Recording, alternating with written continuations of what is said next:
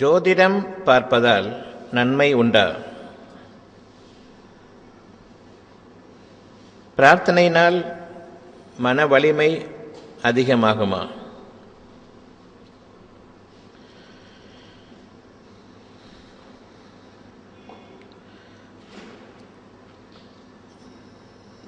ஜோதிடம் என்றால் என்ன?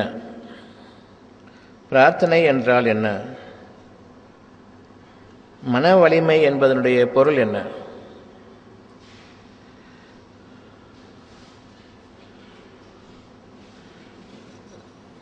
ஜோசியமும் குறி கூறுவதும் இரண்டும் ஒன்றுதான். நாளைய வாழ்க்கையை பற்றி கூறுவது ஜோசியம். நாளைய வாழ்க்கையில் நாம் வாழ்வோமா என்பதே பெரிய கேள்விக்குறி. அவ்வாறு இருக்கும் பொழுது நம்மை தவிர்த்து பிறிதொருவர் நாளைய வாழ்க்கையில் உங்களுக்கு இதெல்லாம் இருக்கிறது, நாளைய வாழ்க்கையில் இதெல்லாம் இல்லை என்று கூறுகிறார்கள். எத்தனை பேரை நீங்கள் பார்த்திருப்பீர்கள் ஜோசியம் பலிக்கவில்லை என்பது? ஜோசியம் பலிக்கவில்லை என்றால் அவர்கள் காரணம் கூறுவார்கள். நேரம் காலம் குறிப்பிட்டு என்னுடைய கேள்விகளுக்கு நீங்கள் பதிலளித்தது சரியாக இல்லாமல் இருந்திருக்கலாம். அப்படியென்றால் ஜோசியக்காரருக்கு முதல் முறையாக நேரம் காலமும் குறிப்பிடுவது உண்மைதானா சரியானதுதானா என்பதை கூட சரிபார்க்க இயலாத ஒருவர், நேற்றைய வாழ்க்கையில் நடந்ததை சரிபார்க்க இயலாத ஒருவர் நாளைய வாழ்க்கையை பற்றி குறி கூறுவது சரியா? நீங்கள் பிறந்த தேதியை ஒழுங்காக சொல்லாமல் இருந்திருப்பீர்கள்.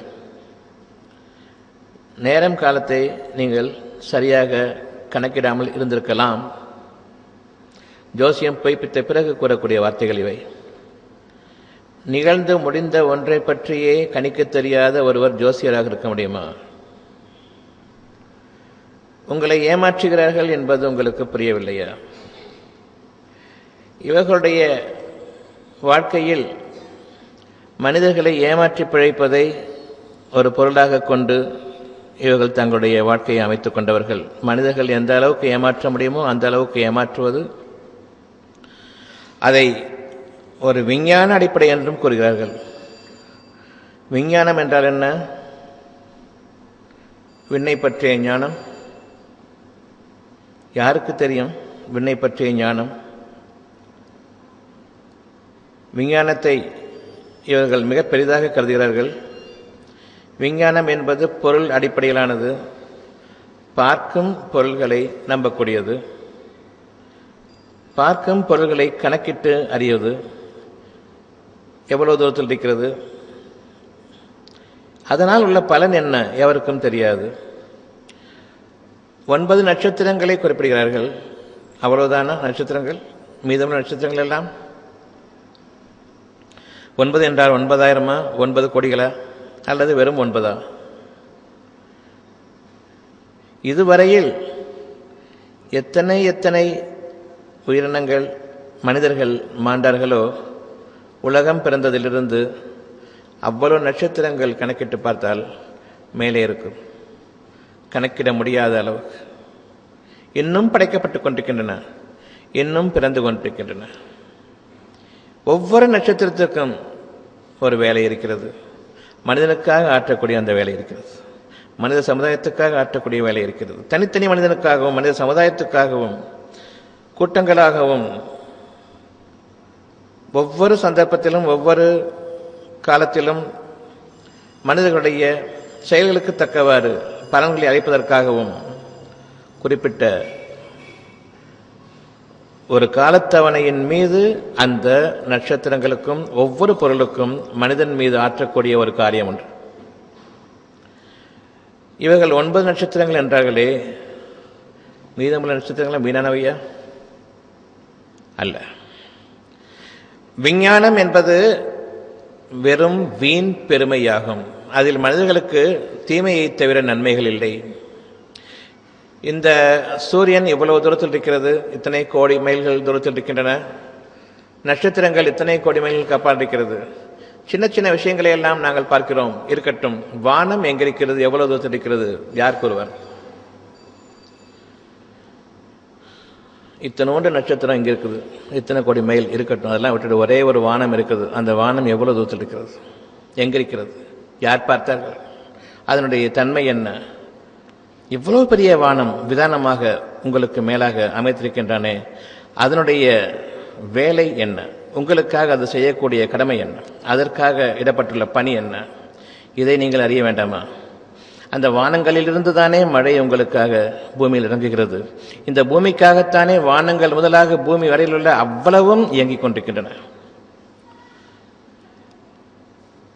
எந்த ஒரு பொருளாவது வீணுக்காக என்று நீங்கள் நினைப்பீர்களானால் உங்களுக்கு எதிராகவே நீங்கள் உங்களுடைய வாழ்க்கையில் தலைப்படுகிறீர்கள் என்பதாகும்.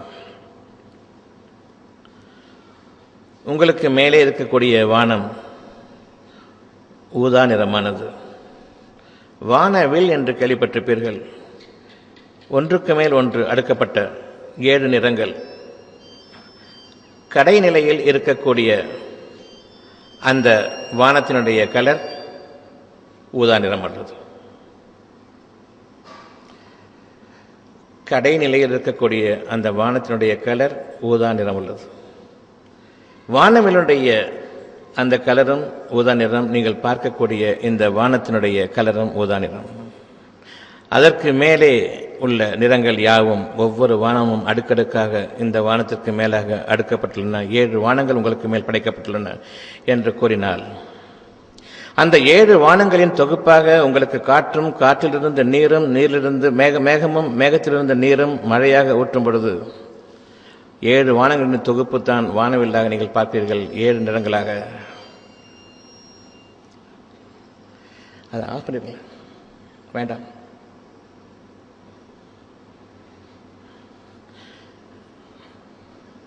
ஏழு நிறங்களாக இந்த 7 அடுக்குகளும் அடுக்கப்பட்டுள்ளன என்பதை நீங்கள் அறிய வேண்டும். ஜோசியம் என்பது வீணான ஷைத்தானுடைய மனிதனுக்கு துரோகமான விரோதமான போக்காகும். நீங்கள் நம்பிக்கை கொண்டவர்களாக இருப்பீர்களானால் உங்களுடைய எதிரிகள் உங்களிடம் இருக்கிறார்கள். ஒவ்வொருவருக்கும் தனித்தனியே முறையே அவரவருடைய எதிரிகள் அவர்களுக்குள்ளே இருக்கிறார்கள். என்னுடைய எதிரி என்னுடைய நெருங்கிய நண்பனான நான் நண்பனாக்கி கொண்ட ஷைத்தான். ஷைத்தான் என்பது எனக்குள் இருக்கக்கூடிய, நான் வளர்க்கக்கூடிய என்னுடைய எதிரி, எனக்கு நண்பனாக நான் ஆக்கிக்கொண்ட என்னுடைய எதிரி. எப்படி என்னுடைய எதிரி என்று நான் கூறுகிறேன்? எனக்காக ஒரு நன்மையை நான் நாடும் பொழுது அது வேண்டாம், முடியாது என்று எனக்குள் கூறுபவன் ஷைத்தான். எனக்காக ஒரு மேன்மையை நான் விரும்பும் பொழுது அது வேண்டாம், உங்களால் முடியாது என்று என்னை பலவீனப்படுத்துபவன் ஷைத்தான். யாரொருவன் ஷைத்தானை நண்பனாக ஆக்கி கொண்டானோ, அவனுக்கு எதிரான பேச்சுக்களை பேசக்கூடியவனை நண்பனாக ஆக்கி கொண்டானோ, அவன் தனக்கே விரோதமாக தன்னுடைய கீழ்நிலைக்கு தானே காரணமாக இருக்கக்கூடிய அளவுக்கு ஒரு நண்பனை அவன் நமக்கு ஆகமாக்கி கொண்டான். இந்த ஒரு வாழ்க்கை நமக்கு ஆகமானதல்ல. ஒவ்வொருவருக்கும் நன்மையும் தீமையும் இருக்கிறது மனதிற்குள். தீமையை வளரவிட வேண்டாம். எந்த அளவுக்கு நீங்கள் தீமையை விட்டு விலகுகிறீர்களோ, உங்களுக்கு எதிராகவே செயல்படக்கூடிய அந்த பேச்சுக்களை விட்டு விலகுகிறீர்களோ, அந்த அளவுக்கு உங்களுடைய பாதை தெளிவானதாக நாளைய வாழ்க்கை உங்களுக்கு அமையும். நீங்கள் விரும்புவதுதான் உங்களுடைய வாழ்க்கை. எண்ணமே வாழ்வு. என்னுடைய எண்ணங்கள் தான் என்னுடைய செயல்களுக்கு அடிப்படையான காரணமாக இருக்கின்றது. என்னுடைய எண்ணங்கள் மட்டும் இல்லை என்றால் நாளைக்கு நான் என்ன செய்யப் போகிறேன் என்பது எனக்கு தெரியாது. என்ன செய்யப் போகிறீர்கள் என்பது எண்ணமாகும். அந்த எண்ணங்களின் அடிப்படை உங்களுடைய விருப்பங்கள், உங்களுடைய இருதயங்களில் நீங்கள் விரும்பும் வாழ்க்கை. அந்த வாழ்க்கை, உங்களுடைய எண்ணங்கள், இறைவன் உங்களுக்காக வகுத்து தந்த அந்த எண்ணங்களின் மீது நீங்கள் உறுதியாக நிலை பெற்று விடுங்கள். அந்த எண்ணங்களே உங்களுடைய நாளைய வாழ்க்கை என்பது அனைவருக்கும் தெரிந்த உண்மை. இப்பொழுது ஜோசியம் கூறுகிறது உங்களுக்கு என்னென்ன நடக்கும் என்று. நான் என்ன விரும்புகிறேனோ அது நடக்கும். இந்த இரண்டில் எது உண்மை, எது பொய்? என்னுடைய எண்ணங்கள் தான் என்னை செயல்படுத்துகின்றன. ஒரு கர்ச்சீஃபை எடுத்து வைக்கணும்னா கூட அதுக்கு முன்பாக என்னுடைய எண்ணம், அதை தொடர்ந்து நான் இதை நகர்த்தி வைக்கின்றேன். எண்ணங்களுடைய அசைவுகள் இல்லாமல் என்னுடைய கை விரல்கள் கூட அசையாது, என்னுடைய நாடி நரம்புகள் அசையாது. எந்த ஒரு காரியத்தையும் நான் எனக்காக செய்யும் பொழுது என்னுடைய உடல் உறுப்புகள் இயங்குகின்றன. என்னுடைய காரியங்கள் என்ன என்பதை என்னுடைய மனம் எனக்கு அறிவிக்கும் பொழுது அதை நான் ஏற்கிறேன். ஏற்றுக்கொண்டால் அந்த வாழ்க்கை இருக்கிறது. என்னுடைய மனம் எந்த திசையில் அசைகிறதோ அந்த திசையில் என்னுடைய வாழ்க்கை அமையும். இப்பொழுது ஜோசியக்காரன் சொல்வது சரியா அல்லது நான் எதை எண்ணுகிறேனோ அதை நம்பிக்கை கொள்வது என்னுடைய வாழ்க்கையாக அமையுமா? யார் ஜோசியக்காரன் என்னுடைய விதியை தீர்மானிப்பதும் நான் யார் என்பதையும் நாளைய தினம் நான் சம்பாதிப்பது என்ன என்பதையும் எனக்கு அறிவிக்க இந்த ஜோசியன் யார்? உங்களுக்கு ஒரு விருப்பம் இருக்கிறது, அந்த விருப்பம் நிறைவேறுமா என்று நீங்கள் ஜோசியனிடம் கேட்கிறீர்கள். உங்களுக்கு அந்த விருப்பத்தை அளித்தவன் யார்? ஜோசியனிடம் கேளுங்களேன், எனக்கு என்னென்ன தேவைகள் என்று கேளுங்களேன் பார்ப்போம். உங்களுக்காக ஒரு விருப்பத்தை அறிவித்த பிறகு, இறைவன் அறிவித்த பிறகு அந்த விருப்பத்தை ஏற்றுக்கொள்வதை விட வேறு என்ன இருக்கிறது உங்களுக்கு? உங்களுக்காக படைத்த அந்த விருப்பத்தை அது நிறைவேறுமா என்று நீங்கள் ஜோசியனிடம் கேட்கிறீர்கள். உங்களுக்காக இந்த விருப்பம் நிறைவேற வேண்டும் என்று இறைவன் உங்களுக்கு அதை அறிவித்தான். எப்படி நீங்கள் இறைவனுடைய இறை வாக்கை, அருள் வாக்கை நிராகரித்து ஜோசியத்தை நீங்கள் உங்களுடைய வாழ்க்கையாக நீங்கள் ஏற்றுக்கொண்டீர்கள்? ஜோசியனிடம் கேளுங்கள், எனக்கு என்னுடைய தேவைகள் என்ன என்பதை. அந்த ஜோசியருக்கு அவருடைய தேவைகள் என்ன என்பது தெரியாது. மனிதர்களை நம்பி வாழ்வதை தவிர அன்றாட வாழ்க்கையில் நான் இந்த பணத்தை மனிதர்களை ஏமாற்றி மனிதர்களுடைய விருப்பங்கள் எதுவோ அதை சூட்சமமாக அறிந்து கொண்டு அவர்களுக்கு எதை சொன்னால் அவர்களுக்கு நன்மையாக இருக்குமோ அதை சொல்லி, பின்னர் எதை சொன்னால் அவர்களுக்கு பாதகமாக இருக்குமோ ஒரு 2 வார்த்தைகள் சொல்லக்கூடிய அந்த ஒரு நயவஞ்சகத்தனமான மனிதர்களுடைய நம்பிக்கையை எனக்கு சாதகமாக ஆக்கிக்கொண்டு வாழக்கூடிய ஒரு மறைமுகமான மனிதனுக்கு கேடான வாழ்க்கையை வகுத்துக் கொண்டவர்கள் தான் இந்த ஜோசியர்கள். உங்களுக்காக நான் நன்மையை கூறுகின்றேன், நீங்கள் என்னை நம்பும் பொழுது அந்த நம்பிக்கைக்குரிய ஒரு பலன் இருக்கிறது. நம்பிக்கையே உங்களுடைய பலனாக இருக்கிறது. எதை உங்களுடைய விருப்பங்களாக ஏற்றுக்கொண்டீர்களோ அந்த ஏற்றுக்கொண்டதனுடைய நம்பிக்கையினுடைய அளவின் தீவிரம் உங்களை அதன் அளவில் செயல்படுத்துகிறது. இறைவன் உங்களுக்காக கொடுக்கக்கூடிய அந்த உண்மையை நீங்கள் ஏற்றுக்கொள்கிறானால், நம்பிக்கை கொள்கிறானால் நீங்கள் நம்பிக்கை கொண்டவர்கள். உங்களுக்காக முதன்முறையாக உங்களுடைய விருப்பங்கள் இறைவன் அறிவித்தானே, இந்த விருப்பங்கள் நிறைவேறிவிடுமா என்று மனிதனை கேட்கிறீர்கள். இறைவன் உங்களுக்கு அறிவிக்கும் பொழுது இது என்னுடைய அருளை கொண்டும் என்னுடைய ஞானத்தை கொண்டும் என்னுடைய மகத்துவத்தை கொண்டும் நிச்சயமாக இது நிறைவேறும் என்று அந்த விருப்பங்களை உங்களுக்கு காட்சிகளாக அமைத்து பின்னர் அதனை நீங்கள் ஏற்றுக்கொள்ளுங்கள் என்று இறைவன் கூறும்பொழுது விருப்பத்துடன் நீங்கள் அதை ஏற்றுக்கொண்டீர்கள். பின்னர் மனிதர்களிடம் சென்று இது நிறைவேறுமா என்று கேட்கிறீர்கள். அவ்வாறல்ல. நீங்கள் நம்பிக்கை கொண்டால் அது உங்களுக்கு நிறைவேறும், அவ்வாறு இல்லை என்றால் அது நிறைவேறாது. எண்ணங்களின் மீது உறுதியாக நீங்கள் நம்பிக்கை கொண்டவர்களாக இருங்கள். அந்த நம்பிக்கையின் மீது நிலைத்திருங்கள். அந்த நம்பிக்கையை நீங்கள் ஏற்கனவே ஏற்றுக்கொண்டீர்கள், பின்னர் நிராகரிப்பவர்களாக மாறிவிட வேண்டாம். நிராகரிப்பவர்கள் யார்? இறைவனை நிராகரிப்பவர்கள். இறைவனை நிராகரிப்பவர்கள் என்றால் யார்? அப்படி என்றால் அதனுடைய பொருள் என்ன? இறைவன் உங்களுக்காக நன்மைகளை வழங்கி கொண்டிருக்கும் பொழுது அந்த நன்மைகளை நீங்கள் காட்சிகளாக எண்ணங்களை கொண்டு கண்டு கொண்டிருக்கும் நிலையில் அதை விருப்பத்துடன் நீங்கள் ஏற்றுக்கொண்டு பின்னர் இது சாத்தியமா என்று உங்களுடைய அறிவை கொண்டு நீங்கள் யோசித்து பார்க்கிறீர்கள். இது மனித அறிவை கொண்டு நிகழ சாத்தியம் இல்லை. நிச்சயமாக இறைவனுடைய ஞானங்களுக்கு முன்பாக மனிதனுடைய அறிவு என்பது சொற்பமானது. உங்களுக்காக அவன் தன்னுடைய ஞானத்திலிருந்து அளித்தது மிகச் சொற்பமே, ஒரு சோதனைக்காக. உங்களால் முடியாதது இறைவனால் முடியும் என்று நீங்கள் ஏற்றுக்கொண்டீர்களே, எந்த அளவுக்கு அது உண்மை நீங்கள் ஏற்றுக்கொண்டது என்பதை சோதிப்பதற்காக உங்களுக்கு ஒரு சொற்பமான அறிவை கொடுத்தான். உங்களாலும் சில காரியங்களை நிறைவேற்றிக் கொள்ள முடியும் என்ற அளவுக்கு ஒரு அறிவை கொடுத்தான். அந்த அறிவு வெகு சொற்பமான அளவுக்கன்றி உங்களுக்கு நன்மையை தராது. நீங்கள் அது நிறைவேறுமா நிறைவேறாதா என்ற அந்த சந்தேகத்தின் அடிப்படையிலேயே அந்த எண்ணங்களை பின்பற்றுகிறீர்கள். சந்தேகத்தின் அடிப்படையில் நீங்கள் பின்பற்றக்கூடிய உங்களுடைய எண்ணங்கள் கலங்கப்படுத்தப்பட்டவை.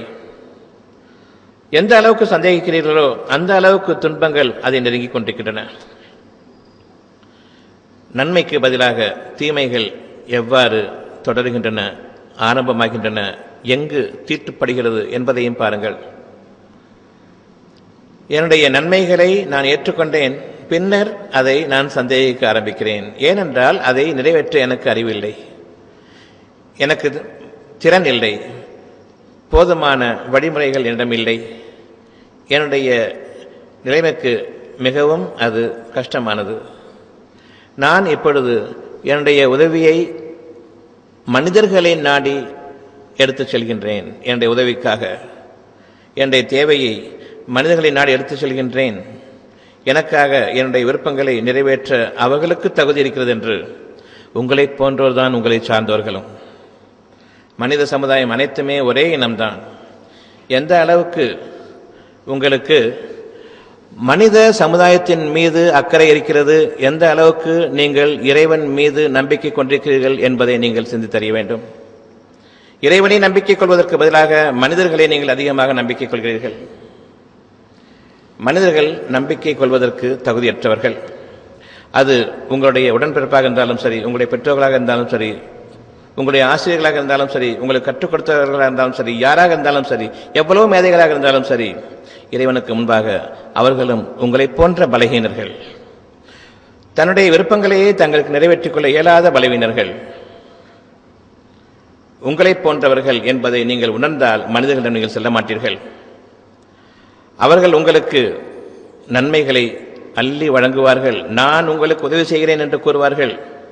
ஏனென்றால் வாக்குகள் கொடுப்பது மிக சுலபமாக இருக்கிறது மனிதர்களுக்கு. பெருமையின் காரணமாக நான் உங்களுக்கு உதவி செய்வேன் என்று கூறிவிடுவார்கள். அவர்களையும் நீங்கள் நம்பிவிடுவீர்கள். உங்களுக்கு நீங்களே உதவி செய்து கொள்ள வேண்டும் என்ற அந்த நிலையில் நீங்கள் இருக்கும் பொழுது உள்ளுக்குள் ஒரு எச்சரிக்கை இருக்கும். நம்மால் முடியுமா, இதை நாம் செய்யலாமா என்ற அடிப்படை உங்களுக்கு இருக்கும். ஆனால் பிற மனிதர்களை நம்பும் பொழுது அந்த எச்சரிக்கையும் உங்களை விட்டு நீங்கிவிடும். என்னால் முடியும் என்று அவர் உங்களுக்கு உதவி செய்வேன் என்று கூறிவிடுகிறார். ஆனால் அவர் உங்களுக்கு உதவி செய்யப்போரில்லை. உறுதியாக அறிந்து கொள்ளுங்கள், உங்களுக்கு எது முடியாதோ அது பிறருக்கு முடியாது. நீங்கள் உங்களுடைய காரியங்களில் எச்சரிக்கையாக இருப்பீர்களானால் என்னால் முடியுமா முடியாதா என்று சிந்தித்து அறிவீர்கள். சில காரியங்களில் நீங்கள் ஈடுபட மாட்டீர்கள். ஆனால் பிற மனிதர்களிடம் நீங்கள் உதவி தேடும் பொழுது நிச்சயமாக நான் உங்களுக்கு உதவி செய்கிறேன் என்று கூறுவார்கள். ஏனென்றால் அவர்களுக்கு இந்த வாக்குகளை கொடுப்பதன் காரணமாக முடியாமல் போனால் அவர்களுக்கு எந்த நஷ்டமும் இல்லை. உங்களை எந்த அளவுக்கும் தூக்கி சென்று விட்டுவிட்டு சென்று விடுவார்கள். நீங்கள் பிரச்சனைகளை சமாளிக்க வேண்டியிருக்கும். இன்று உங்களுக்கு நான் உதவி செய்யப்போனில்லை, நான் பலவீனன்தான், என்னால் இந்த பிரச்சனை எதிர்கொள்ள முடியாது.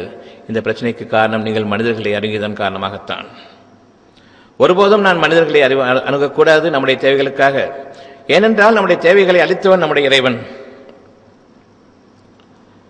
இறைவன் தன்னுடைய காரியமாக எடுத்துக்கொண்டு உங்களுக்காக தான் உங்களுக்கு நாடிவிட்ட ஒன்றை, விரும்பிவிட்ட ஒன்றை, விதித்துவிட்ட ஒன்றை உங்களுக்கு காட்டினான். இந்த வாழ்க்கை உங்களுக்கு வேண்டும் என்று நீங்கள் ஏற்றுக்கொண்டீர்கள், விருப்பத்துடன் ஏற்றுக்கொண்டீர்கள். ஏனென்றால் அந்த காட்சிகளை நீங்கள் வாழ்ந்து முடித்து விட்டீர்கள். இப்படிப்பட்ட ஒரு வாழ்க்கை எனக்கு வேண்டும் தான் என்று. இப்பொழுது நீங்கள் விரும்பிய பிறகு உங்களுக்கும் உங்களுடைய இறைவனுக்கும் இடையே வாக்குறுதி முடிந்துவிட்டது. எதை நான் ஒரு விருப்பமாக ஏற்றுக்கொண்டேனோ, இறைவன் காட்டிய காட்சியில் வாழ்ந்து அந்த வாழ்க்கையை நான் என்னுடைய விருப்பமாக ஏற்றுக்கொண்டேனோ, நான் எனக்கும் என்னுடைய இறைவனுக்கும் இடையே உறுதி பிரமாணம் நிச்சயமாக உறுதியாக்கப்பட்டுவிட்டது. அந்த வாக்குறுதி நிறைவேறிய தீரும். இறைவன் தன்னுடைய வாக்குறுதியில் மீறவே மாட்டான்.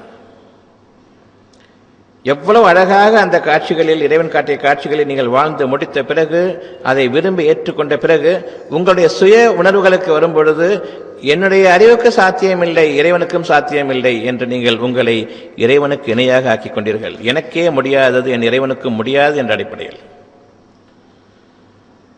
இதுதான் உங்களுடைய நிராகரிப்புக்கு காரணம். தன்னை இறைவனுக்கு இணையாக ஆக்கிக் கொண்டதன் காரணமாக, சொற்ப அறிவை கொடுத்ததன் காரணமாக தன்னை இறைவனுக்கு இணையாக ஆக்கிக் கொண்டு இறைவன் காட்டிய ஒரு காட்சியை தான் அதை காணவில்லை, நாம் காட்டப்பட்டோம், விரும்பினோம், வாழ்ந்தோம், நன்மையாக இருந்தது, எனக்கு வேண்டும் என்று கேட்டோம், உங்களுக்காகத்தான் இது காட்டப்பட்டது என்று கூறி நான் ஏற்றுக்கொண்டோம், பின்னர் நிராகரிக்கிறீர்கள். நீங்களும் இறைவனும் ஒன்றுதான் என்றால் காட்டிய காட்சியையே நிராகரிக்கும் நீங்கள் இறைவன் இல்லை என்றால் அந்த காட்சியை நீங்களா படைப்பவர்கள்? கற்பனை என்பது அது உங்களை அறியாமல் நிகழக்கூடியதா, அல்லது நீங்கள் பார்த்து பார்த்து எது முடியுமோ அதை கற்பனைகளாக ஆக்கிக் கொண்டீர்களா?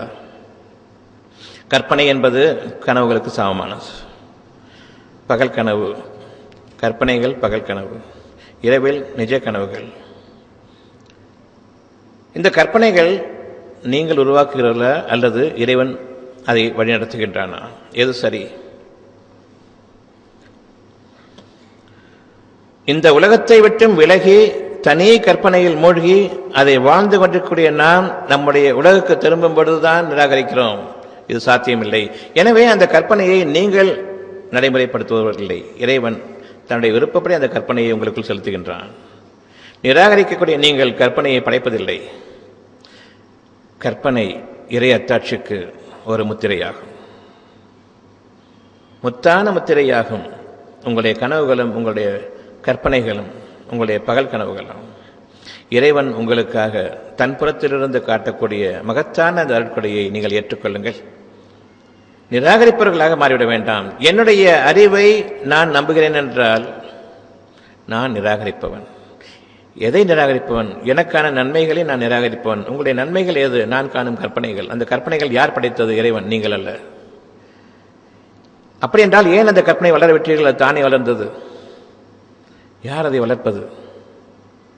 அதை தோற்றுவித்தது யார்? படைத்தது யார்? வளர்ப்பது யார்? பின்னர் உங்களுக்காக அது உங்களுடைய புற வாழ்க்கைக்காக ஏற்படைய விதத்தில் அதை நடைமுறைப்படுத்தக்கூடியவன் யார்? உங்கள் இறைவனை தவிர. இந்த ஜோசியனுக்கு என்ன தெரியும்? உங்களுடைய இறைவனுக்கு முன்பாக இந்த ஜோசியன் ஒரு ஷைத்தான் என்பது உங்களுக்கு புரியவில்லையா? உங்களுக்காக எந்த ஒரு கற்பனையையும், மனிதர்களுக்கு எட்டாத ஒரு கற்பனையையும் கொடுப்போனா? கவிஞர்கள் கொடுப்பார்கள் உங்களுக்கு எட்டாத கற்பனைகளை. அவையும் பொருள் அடிப்படையில் தான். தங்களால் எது முடியாதோ அதை கற்பனை கதைகளாக வடிவமைத்து ஒரு உல்லாச மனதிற்காக வீணான எண்ணங்களாக உங்களுக்கு வெற்று கற்பனைகளை காட்டுபவர்கள் இந்த கவிஞர்கள். தங்களால் இயலாததை கவிதைகளாக வடிப்பவர்கள்.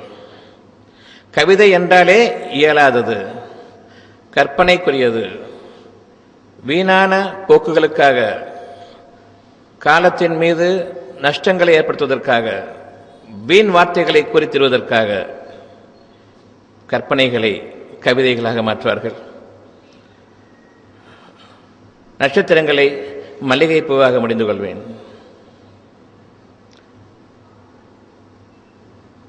இவ்வளவுதானா கற்பனை? எவ்வளவு மட்டமான கற்பனை! இதுவும் ஒரு கவிதை. இந்த கவிதைகளை பின்பற்றுவோர் நாசமாகி போவார்கள். நீங்கள் பழைய பாடல்களை எல்லாம் பார்த்து கொண்டிருப்பீர்கள். பழைய பாடல்கள் கவிதைகளாக நிறைவேற்றப்பட்டன. அந்த கவிதைகளை தத்துவ பாடல்கள் என்றும் கூறுவீர்கள். அந்த தத்துவ பாடல்களை பாடிக்கொண்டிருப்பவர் யார் தெரியுமா? ரோடுகளிலும் சைக்கிள் ரிக்ஷா எடுத்துக்கொண்டும் மூட்டை தூக்குவோரும் அவர்கள் தான் இந்த பாட்டுகளை முன்னிறுத்திக் கொண்டிருப்பார்கள். தத்துவ பாடல்களை, அந்த தத்துவ பாடல்கள் அவர்களை எந்த நிலைக்கு அழைத்து என்று பாருங்கள். இந்த உலக வாழ்க்கையிலேயே யார் சற்று நல்ல நிலையில் இருக்கிறார்களோ அவர்கள் இந்த பாட்டுகளை எல்லாம் பாட மாட்டார்கள். ரிக்ஷா ஓட்டிக்கொண்டும் ஆட்டோ ஓட்டிக்கொண்டும் மூட்டை தூக்குவதும், இன்னும் யாரெல்லாம் நலிவடைந்த நிலையில் இருக்கிறார்களோ அவர்கள் வாயில் இந்த தத்துவ பாடல்கள் முன்வைத்துக் கொண்டிருப்பார்கள். மனிதர்களுடைய கற்பனைகள் அவ்வளவு வீணானது. மனிதர்களுடைய கவிதைகள் நமக்கு தரித்திரத்தை தவிர வரவழைக்காது. உங்களுடைய எண்ணங்களில் நீங்கள் வாழ்ந்து பழகுங்கள். அந்த எண்ணங்கள் இறைவன் அளித்தது. ஜோசியம் என்பது மனித துரோகம். மனிதனுக்கு மனிதன் நயவஞ்சகம். மனிதனுக்கு விரோதமான விஷயங்களை அதை வழிநடத்தக்கூடியவர்களாக தங்களை அமைத்துக் கொண்டு உங்களுக்கு வழிகாட்டக்கூடியவர்களாகவும் நாளைய விஷயங்களை உங்களுக்கு கூறுபவர்களாகவும் இருப்பார்கள். அது பொய்ப்பிக்கும் பொழுது நேற்றைய விஷயத்தில் நீங்கள் ஓட்டை வைத்து விட்டீர்கள், அதன் காரணமாக இது தவறிவிட்டது, அப்படி இல்லை என்றால் நிச்சயமாக நிறைவேறும் என்று கூறுபவர்கள். நேற்றைய விஷயத்தையே சரிபார்க்க தெரியாத இந்த மனிதனுக்கு நாளைய விஷயத்தை பற்றிய கூறக்கூடிய யோகியத்தை இருக்கிறதா என்று ஏன் நீங்கள் சிந்தித்து பார்க்கவில்லை? உங்களுடைய எதிரிகள் யார்? உங்களுடைய நன்மைக்கு எதிராக உங்களுடைய எண்ணத்தில் தடைகளை ஏற்படுத்தக்கூடியவன் உங்களுடைய எதிரி. அவனை நீங்கள் நண்பர்களாக ஆக்கிக் கொள்ளாதீர்கள். இன்று நம்முடைய இருதயத்தில் இருப்பது என்னவென்றால், இந்த உலகத்தில் நான் சீமானாக வாழ வேண்டும் என்ற ஆசை இருக்கிறது. ஒவ்வொருவருக்கும் இருக்கிறதா இல்லையா? இந்த உலக வாழ்க்கையில் நான் தேவையற்றவனாக வாழ வேண்டும் என்ற எண்ணம் இருக்கிறதா இல்லை? பணம் வேண்டும் என்ற எண்ணம் ஒன்று இருக்கிறது. அது உங்களுடைய தேவைகளை எல்லாம் நிறைவேற்றிடுமா? பணம் என்ற ஒன்று இருக்கிறது. தேவையில்லாத வாழ்க்கையை நான் வாழ வேண்டும். இந்த இரண்டில் எது உங்களுக்கு வேண்டும்? உலகத்தினுடைய எந்த தேவையையும் நாடி வாழாத வாழ்க்கை எனக்கு வேண்டும். இது சாத்தியமா? அப்படி ஒரு வாழ்க்கை என்றால் என்ன என்பதை நாம் சிந்தித்து பார்த்தோமா? இந்த மேஜை, இந்த மைக், இந்த உணவு, இந்த தண்ணீர், எதையுமே நான் நம்பி இல்லாத வாழ்க்கை. எல்லாமே எனக்கு நிரப்பமாக கொடுக்கப்பட்ட ஒரு வாழ்க்கை வேண்டும். எந்த தேவைக்கும் நான் தேவையில்லாதவனாக, எந்த தேவைக்கும் நான் அப்பாற்பட்டவனாக வாழ வேண்டும்.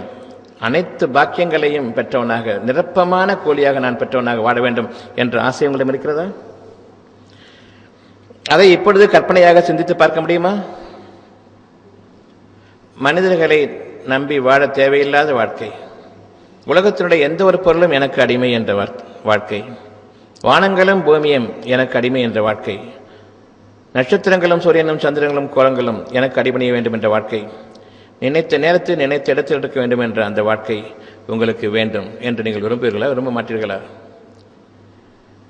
ஜீபூம்பா எனக்கு இவற்றையெல்லாம் தரும் என்று நம்பினாலும் நம்புவீர்களே. நான் அந்த வாழ்க்கையை வாழ வேண்டும் என்று நாம் விரும்ப மாட்டோம், நம்ப மாட்டோம், நிராகரிப்போம். உங்களுக்கு எது நன்மையானதோ அதை கற்பனையாக்கி கதைகளாக்கி நீங்கள் அதில் சுகம் காண்பவர்கள். அந்த நிலைக்கு நாம் ஆளாக்கப்பட்டு விட்டோம். அந்த சுகத்தை நாம் கண்டுவிட்டால் நம்முடைய நெருங்கிய நண்பனாகிய ஷைத்தான் திருப்தியடைந்து விட்டான். இனி அவர்கள் அதை தேட மாட்டார்கள் என்ற அடிப்படையில். இது கதைதான், சிறுவர்களுக்குரிய கதை. இதையெல்லாம் நாம் நம்பக்கூடாது. நாமெல்லாம் படித்தவர்கள், பெரியவர்கள்.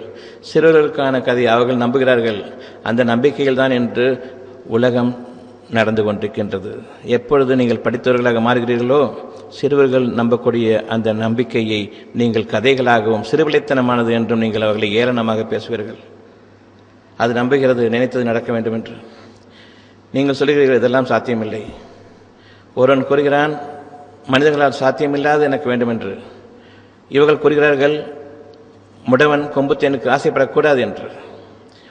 ஒன்றுக்கு ஒன்று நன்மைக்கு அது சமீபமாக, அதற்கு மிக நெருக்கமாக எதிர்த்து நடக்கக்கூடிய அந்த எண்ணங்கள், விரோதமான எண்ணங்களும் உங்களுடைய இருதயங்களில் நிச்சயமாக நடந்து கொண்டிருக்கின்றன.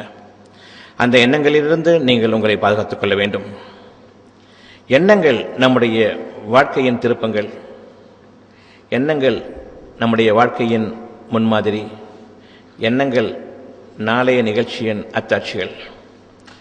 இந்த எண்ணங்களை நீங்கள் தவற விடுவீர்களானால் இறைவன் உங்களுக்கு எந்த தீமையையும் செய்துவிடவில்லை. நீங்கள் உங்களுக்கே எதிராக அநியாயமும் அக்கிரமமும் புரிந்து கொண்டவர்கள்.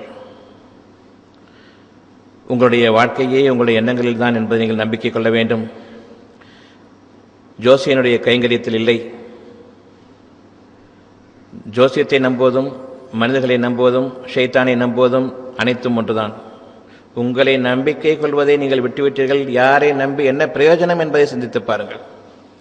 உங்களுடைய இறைவன் உங்களுக்கு கொடுத்த இந்த அழகான வாழ்க்கையை விட்டுவிட்டீர்கள். இறைவனை நீங்கள் தொலைத்தீர்கள். இனி யார் உங்களுக்கு உதவுவார்கள் என்று நீங்கள் நினைக்கிறீர்கள்? உங்களுடைய இறைவன் உங்களுக்கான ஒவ்வொரு மூச்சையும் படைத்துக் கொண்டிருக்கின்றான். ஜோசியன் படைக்கவில்லை. உங்களுடைய சக மனிதர்கள், நண்பர்கள் படைக்கவில்லை. அந்த மூச்சில் எந்த மாறுதலும் இருக்கக்கூடாது, எந்த தடுமாற்றமும் இருக்கக்கூடாது, எந்த வேகமும் இருக்கக்கூடாது, எந்த பதற்றமும் இருக்கக்கூடாது. அந்த மூச்சை நீங்கள் பாதுகாத்துக் கொள்ளுங்கள். அவசரம் ஏற்பட்டுவிடுமானால் மூச்சு தடுமாற்றம், இரைப்பு, இரைச்சல். இன்னும் நீங்கள் ஆத்திரப்படுவீர்களானால் மூச்சு தடைபடும், சுவாசம் கெடும்.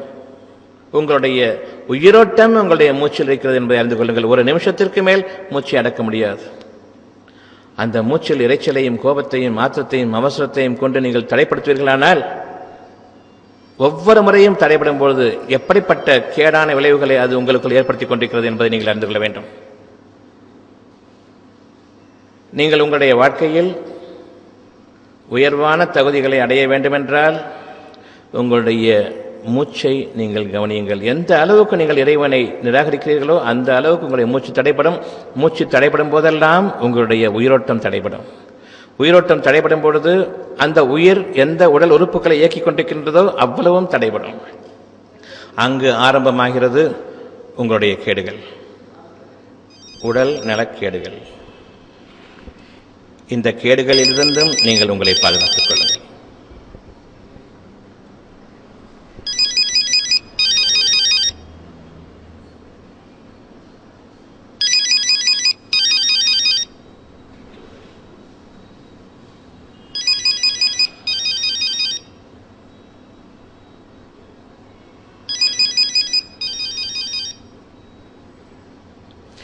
தயவு செஞ்சு உங்களுடைய செல்போன் ஆஃப் பண்ணுங்க.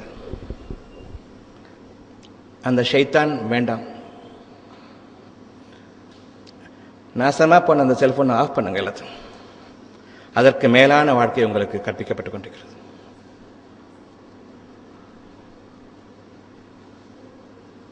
உறுதியடைந்த மக்களாக நாம் நம்முடைய வாழ்க்கையில் முன்னேற வேண்டும் என்றால் உலகத்தினுடைய விஷயங்களிலிருந்து நாம் திரும்ப வேண்டும். இந்த உலகத்தில் நமக்கு பெரும் நஷ்டங்களும் கஷ்டங்களும் பிரச்சனைகளும் மனிதர்களுடைய அறிவின் திறத்தால் தான் ஏற்படுகின்றன என்பதை நீங்கள் அறிந்து கொள்ளுங்கள். எந்த அளவுக்கு புத்திசாலியாக இருக்கிறானோ அந்த அளவுக்கு அவனிடமிருந்து தீமைகள் நமக்கு இருக்கின்றன என்பதை அறியுங்கள்.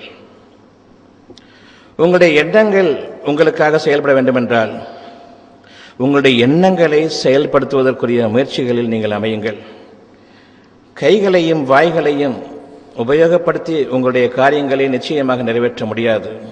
உங்களுக்குள் பொய்களை கூறிக்கொள்வதன் காரணமாகவே நாம் நஷ்டவாளிகளாக ஆகின்றோம். அந்த பொய்களை நம்புவதன் காரணமாக இன்னும் வேதனைக்குள்ளாதவர்களாகவும் நாம் ஆகிவிடுகின்றோம். நம்பிக்கை கொண்ட மக்களே, நீங்கள் உங்களுடைய இருதயத்தை நம்புங்கள். அங்கு இறைவனுடைய வாக்கு மட்டும்தான், வேறு எந்த வாக்கும் கிடையாது. அதை நீங்கள் மறுபரிசீலனை செய்யும் பொழுது நிச்சயமாக ஷைத்தான் அங்கு வருகிறான். இது முடியுமா என்று நீங்கள் மறுபரிசீலனை செய்யும் பொழுது நிச்சயமாக அங்கு ஷைத்தான் வருகிறான். ஷைத்தான் யார்? நீங்களாக உங்களுக்கு எதிராக வரவழைக்கக்கூடிய உங்களுடைய விருப்பங்களுக்கு எதிரான ஒரு போக்கு. அந்த போக்கு உங்களுடைய கண்களுக்கு தெரிவதில்லை. உங்களுடைய உள்ளங்களில் அது ஒரு வடுவாக அமைந்து விடுகின்றது. எந்த ஒரு நன்மையையும் நீங்கள் நம்பிக்கை கொள்ளக்கூடிய அளவுக்கு அது விட்டுவிடாது. ஏனென்றால் ஷைத்தான் நிச்சயமாக அறிந்திருக்கின்றான், நீங்கள் நம்பிக்கை கொண்டு விட்டால் உங்களுக்கு நிகழ்ந்துவிடும். நம்பிக்கை கொள்வது இறைவனுக்கு நெருக்கமானது, ஷைத்தானுக்கு பிடிக்காது. உங்களுக்கு எந்த ஒரு நன்மையும் நிகழ்வது அவனுக்கு பிடிக்காது.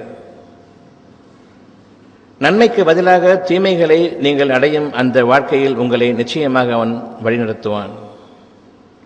நம்பிக்கை கொண்ட மக்கள் நீங்கள், உங்கள் மீது நம்பிக்கை கொண்ட மக்கள் நீங்கள் உங்களுடைய வாழ்க்கையை விரும்புங்கள்.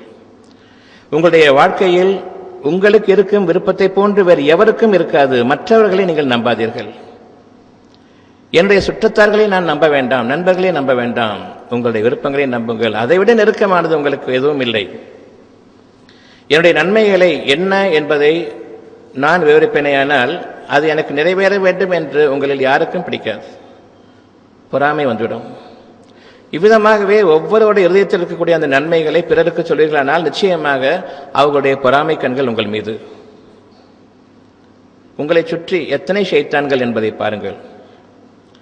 ஒருவருக்கொருவர் பொறாமை. ஏன் தெரியுமா? நான் விரும்புவதைத்தான் அவர் விரும்புகிறார். நான் விரும்பியதை அடைய முடியாது என்று நீக்கிவிட்டேன். அவர் நம்புகிறார். ஒருவேளை அடைந்து விடுவாரோ? அடைந்து விட்டால் என்னால் அதை பொறுக்க முடியாது. மனிதர்கள் எத்தகையவர்கள் என்றால் ஷைத்தான்களை தங்களுடைய நண்பர்களாக ஆக்கிக் கொண்டவர்கள், நெருக்கமான நண்பர்களாக ஆக்கிக் கொண்டவர்கள். இவர்களுக்கு அப்பால் தான் மற்றவர்கள். பிறருக்கு நன்மை ஏற்படுவது எனக்கு பிடிக்காது. எனக்கு என்றால் பொதுவாக மனிதனுடைய ஒரு மனநிலை, பிறருக்கு நன்மை ஏற்படுவதும் பிறர் சந்தோஷமாக இருப்பதும் எனக்கு பிடிக்காது. எனக்கு கீழாக இருந்தால் எனக்கு பிடிக்கும், எனக்கு மேலாக ஆகிவிட்டால் என்னால் பொறுக்க முடியாது. இவர்கள் தான் மனிதர்கள், அது யாராக இருந்தாலும் சரி. உங்களுடைய எண்ணங்களில் நீங்கள் வாழும் பொழுது பொறாமை கண்களிலிருந்து நீங்கள் தடுக்கப்படுகிறீர்கள். இன்று நான் மனதில் வைத்திருக்கக்கூடிய ஒரு எண்ணம், இந்த எண்ணத்தின் மீது நான் நம்பிக்கை கொண்டு விட்டேன். இனி இந்த எண்ணத்தை நான் பிறரிடம் சொல்ல மாட்டேன். இந்த எண்ணங்கள் எனக்காக நிறைவேறி வரும் பொழுது அந்த எண்ணங்கள் அனைத்து மனிதர்களுக்கும் உபயோகப்படும். அதற்காக நான் அவர்களிடம் கூலி கேட்கப் போவதில்லை. ஏனென்றால் அதனுடைய பலன்கள் மிதமின்றி நிற்கக்கூடியதாக இருக்கிறது. எனக்கு அப்பால், என்னுடைய அனைத்து தேவைகளுக்கும் அப்பால் மிதமின்றி இருக்கக்கூடியதாக இருக்கிறது. இறைவனுடைய அருள் அவ்விதமாகத்தான். நம்மிடமிருந்து வாழக்கூடிய, நாம் நமக்காக சம்பாதிக்கக்கூடிய நம்முடைய வாழ்க்கை தேவைகள் அனைத்தும் கணக்கிடக்கூடியவையாக இருக்கின்றன. கணக்கு பார்த்து வாழக்கூடிய வாழ்க்கையாக இருக்கிறது. எண்ணிக்கைக்கு உட்பட்ட வாழ்க்கையாக இருக்கிறது. தரித்திரம் பிடித்த வாழ்க்கையாக இருக்கிறது. எண்ணிக்கையிலேயே நம்முடைய காலம் கடிந்துவிடும். எண்ணிக்கைக்கு அப்பால் எல்லையில்லாத வாழ்க்கையில் நிம்மதியாக, கணக்கில்லாத வாழ்க்கையில் நான் வாழ வேண்டும், சீமானாக நான் வாழ வேண்டும் என்று ஆசைப்படுகின்றேன். கணக்கிற்கு அப்பாற்பட்ட வாழ்க்கை, கணக்கிற்குள் அடங்காத வாழ்க்கை, எல்லையில்லாத வாழ்க்கையில் நான் அமைய வேண்டும். அந்த எல்லையில்லாத வாழ்க்கை என்ன? எந்த காலத்திலும் என்னுடைய தேவைகளுக்கு எந்த குறையும் ஏற்படக்கூடாது என்ற அந்த எண்ணம். என்னுடைய எண்ணத்தின் மீது நான் நிலைத்து நிற்க வேண்டும் என்றால் நான் சக மனிதர்களை பார்க்கக்கூடாது. அவர்கள் எப்படி வாழ்கிறார்கள் என்று பார்க்கக்கூடாது. சக மனிதர்கள் மீது நான் பொறாமைப்படக்கூடாது. சக மனிதர்கள் மீது நான் குற்றங்குறைகள் கூற வேண்டாம். முடிந்தால் அவர்களுக்கு நன்மையை சொல்லுங்கள். அந்த நன்மையை நிலைநாட்ட நீங்கள் அவர்களை கட்டாயப்படுத்தவும் வேண்டாம், நிர்பந்தத்திற்குள்ளாக்கவும் வேண்டாம். நீங்கள் அவர்கள் மீது கண்காணிப்பாளர்களும் அல்லர். சொல்வது மட்டும்தான் உங்களுடைய கடமையாக இருக்கின்றது. கண்காணிப்பதோ நிர்பந்தப்படுத்துவதோ உங்கள் மீது கடமை இல்லை. ஒரு முறைக்கு இருமுறை, அதற்கு மேல் கட்டாயமாகும். அந்த ஒரு முறை கூறுவதும் இருமுறை கூறுவதும் ஞாபகமூட்டுவதற்காகத்தான், கட்டளை பிறப்பிப்பதற்காக அல்ல. எந்த அளவுக்கு நாம் மனிதர்களை நம்பி சீரழிந்து போகிறோம் என்றால் அவர்களை கடவுள்களாகவே நாம் ஆக்கிவிட்டோம். நீங்கள் இல்லாமல் எனக்கு எதுவுமே இல்லை என்ற அளவுக்கு. ஹஸ்பண்ட் அண்ட் ஒய்ஃப் இருந்தால் ஹஸ்பண்ட் தெய்வம், தெய்வமே போச்சு, இனி நான் என்ன வாழ வேண்டியிருக்குதுங்கிற அந்த எண்ணம். அப்பா பிள்ளை என்றால் அப்பா தெய்வம், தெய்வமே போச்சு, இனிமேல் எனக்கு எங்கே வாழ்க்கை இருக்குதுன்னு நினைக்கக்கூடிய அந்த எண்ணங்கள். ஒருவரை நம்பி மற்றவர் வாழக்கூடிய வாழ்க்கையில் நிச்சயமாக உங்களுக்கு மிக பெரும் கேடு இருக்கிறது. உங்களுடைய வாழ்க்கையின் தரித்திரங்கள் அங்கு ஆரம்பிக்கின்றன. அந்த தரித்திரங்கள் நிலை பெறுவதற்கு முன்பாக இன்று நீங்கள் உங்களுடைய இருதயத்தில் இறைவன் உங்களுக்காக வாக்களித்துக் கொண்டிருப்பதையும் நீங்கள் ஏற்றுக்கொண்டதையும் உறுதிப்படுத்திக் கொண்ட பின்னர் அதை கலங்கப்படுத்தி உங்களுக்கு எது ஏற்புடையதோ அதற்கு மாறாக எது பாதகமானதோ அதை விலைக்கு வாங்கிக் கொள்ள வேண்டாம்.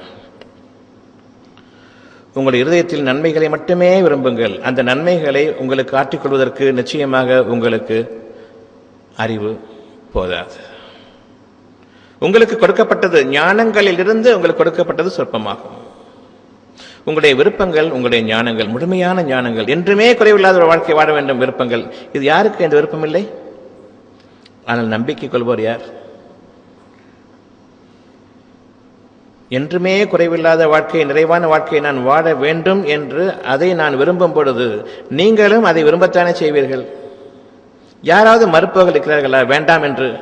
ஆனால் ஒவ்வொருவரும் இது எப்படி சாத்தியம் என்ற ஒரு கேள்விக்குறியுடன் மறுக்க ஆரம்பிக்கின்றோம். அங்கு உங்களுடைய துன்பங்கள் உங்களுடைய விருப்பங்களை தீண்டுகிறது.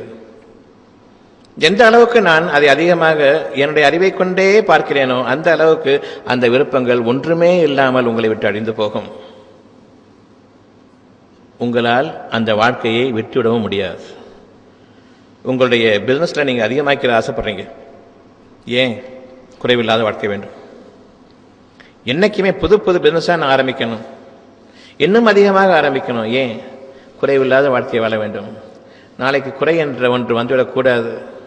தேவை என்ற ஒன்று வந்து அது எனக்கு இல்லை என்ற நிலை வந்துவிடக்கூடாது. நான் தரித்திரத்தில் ஆகிவிட வேண்டாம். தேவை இருக்கும் பொழுது அந்த தேவையை நிறைவேற்றிக் கொள்ள சக்தி இல்லாத நிலையில் நான் இழிவடைந்தவனாக ஆகிவிட வேண்டாம். இது நான் விரும்பக்கூடிய வாழ்க்கையாகும். ஆனாலும் நம்பிக்கை கொண்டு அதை ஏற்பவர் யார்?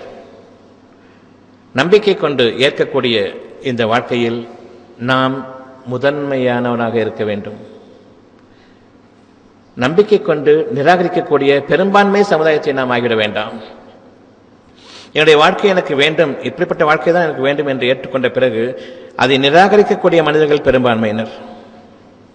பெரும்பான்மையினர் நீங்கள் கேட்பீர்களானால் அந்த பெரும்பான்மையினர் உங்களை உங்களுடைய பாதையிலிருந்து வழிகெடுத்து விடுவார்கள்.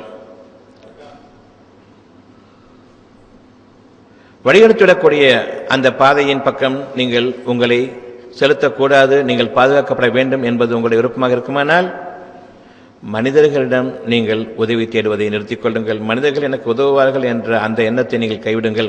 மனிதர்களுடைய சுற்றமும் சூழமும் எனக்கு நன்மைக்கு வேண்டும், தீமைக்கும் வேண்டும் என்று நீங்கள் விரும்புகிறீர்கள்.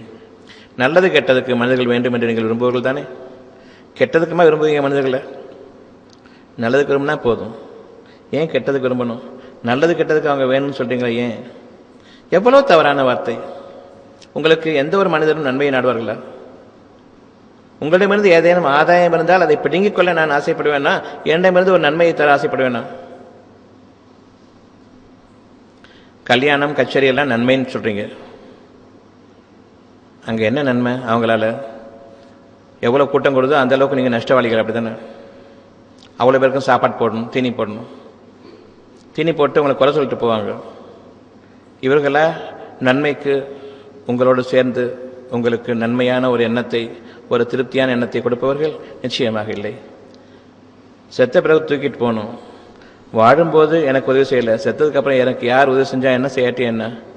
இவர்கள் ஏன் என்னை தூக்கி செல்ல வேண்டும்? கார்பரேஷனுக்கு தூக்கிட்டு போகிறதுக்கு. நீ யார் நான் தூக்கிட்டு போகிறதுக்கு? 4 பேர் எனக்கு இல்லை, அப்படி இல்லைனாலும் கவலை கிடையாது. இறந்த பிறகு நான் யார் என்பதை பற்றி எனக்கு கவலை இல்லை. வாழும் பொழுது எனக்கு நான் என்ன சம்பாதித்துக் கொண்டேன் என்பதுதான் என்னுடைய கவலையெல்லாம். மறுவாழ்க்கை என்ற ஒன்று இருக்கிறது என்றால் நான் சம்பாதித்தனுடைய அடிப்படையில் நன்மைக்கு நன்மை, தீமைக்கு தீமையும் தவிர வாழ்க்கை மறுவாழ்க்கை என்பது இல்லை. இந்த வாழ்க்கையில் எது நன்மையோ அதை தவிர நாளைய வாழ்க்கைக்கு இதனுடைய கூலியாக அன்று இல்லை. எப்படி நீங்கள் மனிதர்களாக வாழ்ந்து கொண்டிருக்கக்கூடிய நிலையில் நான் நன்மையானலாக வாழ வேண்டும் என்ற அந்த எண்ணத்தை தவிர்த்து மனிதர்களை நம்பி நானும் வடிகட்டு அவர்களையும் வடிகட்டில் அமைத்து சமுதாயமாக வடிகட்டு நாசமாய் போன கூட்டத்துடன் நானும் நரகவாசிகளில் ஒருவனாக இறந்து விடுவேனே? இறந்த பின்னர் எனக்கு யார் எனக்கு உதவி செய்வார்கள் என்பதை பற்றி யோசிக்கிறீர்களே, நாமெல்லாம் மனிதர்கள் தானா? நிச்சயமாக நாம் ஒவ்வொருவருக்கும் தெரியும், நாம் இந்த உலக வாழ்க்கையில் எதை சம்பாதித்தோமோ அதை அனுபவிக்கப் போகிறோம். வாழும் காலத்தில் உங்களுக்கு நன்மைகள் புரிய வேண்டும். இறந்த பிறகு உங்களுக்கு நான் நன்மை செய்வேன் என்று கூறுகிறார்களே, இந்த மனிதர்களா உங்களுக்கு தேவை? நல்லது கெட்டதுக்கு. கெட்டதுன்னா கருமாதி தானே, தூக்கிட்டு போய் குளியல போட்டு புதைக்கிறது தானே. இதுக்கு எதுக்கு எனக்கு மனிதன் தேவை? எனக்கு இவன் தேவையில்லை. எனக்கு உங்களுக்கு வாடும் காலத்தில் உங்களுக்கு நன்மையை கொடுக்கிறார்கள். உங்களுடைய கல்யாண கச்சேரிகளில் உங்கள் சேர்ந்து கொண்டிருக்கிறார்கள். உங்களுடைய செலவினங்களுக்கு வீணான செலவுகளை அதிகரிப்பதற்காக இதுவும் நன்மை என்று நீங்கள் கூறுவீர்கள். அப்படியா? உங்களுக்கு செலவை எடுத்து வைப்பவர்கள் நன்மையாளர்களா? எப்படி நீங்கள் உங்களுடைய செலவினங்களை உங்களுடைய வாழ்க்கைக்கு உரியதாக நீங்கள் ஆக்கிக் கொண்டீர்கள்? செலவினங்களை ஏற்படுத்துபவர்களை எப்படி உங்களுடைய வாழ்க்கைக்கு உதவியாளர்களாகவும் உங்களுக்கு நன்மை புரிபவர்களாகவும் நீங்கள் ஏற்றுக்கொண்டீர்கள்?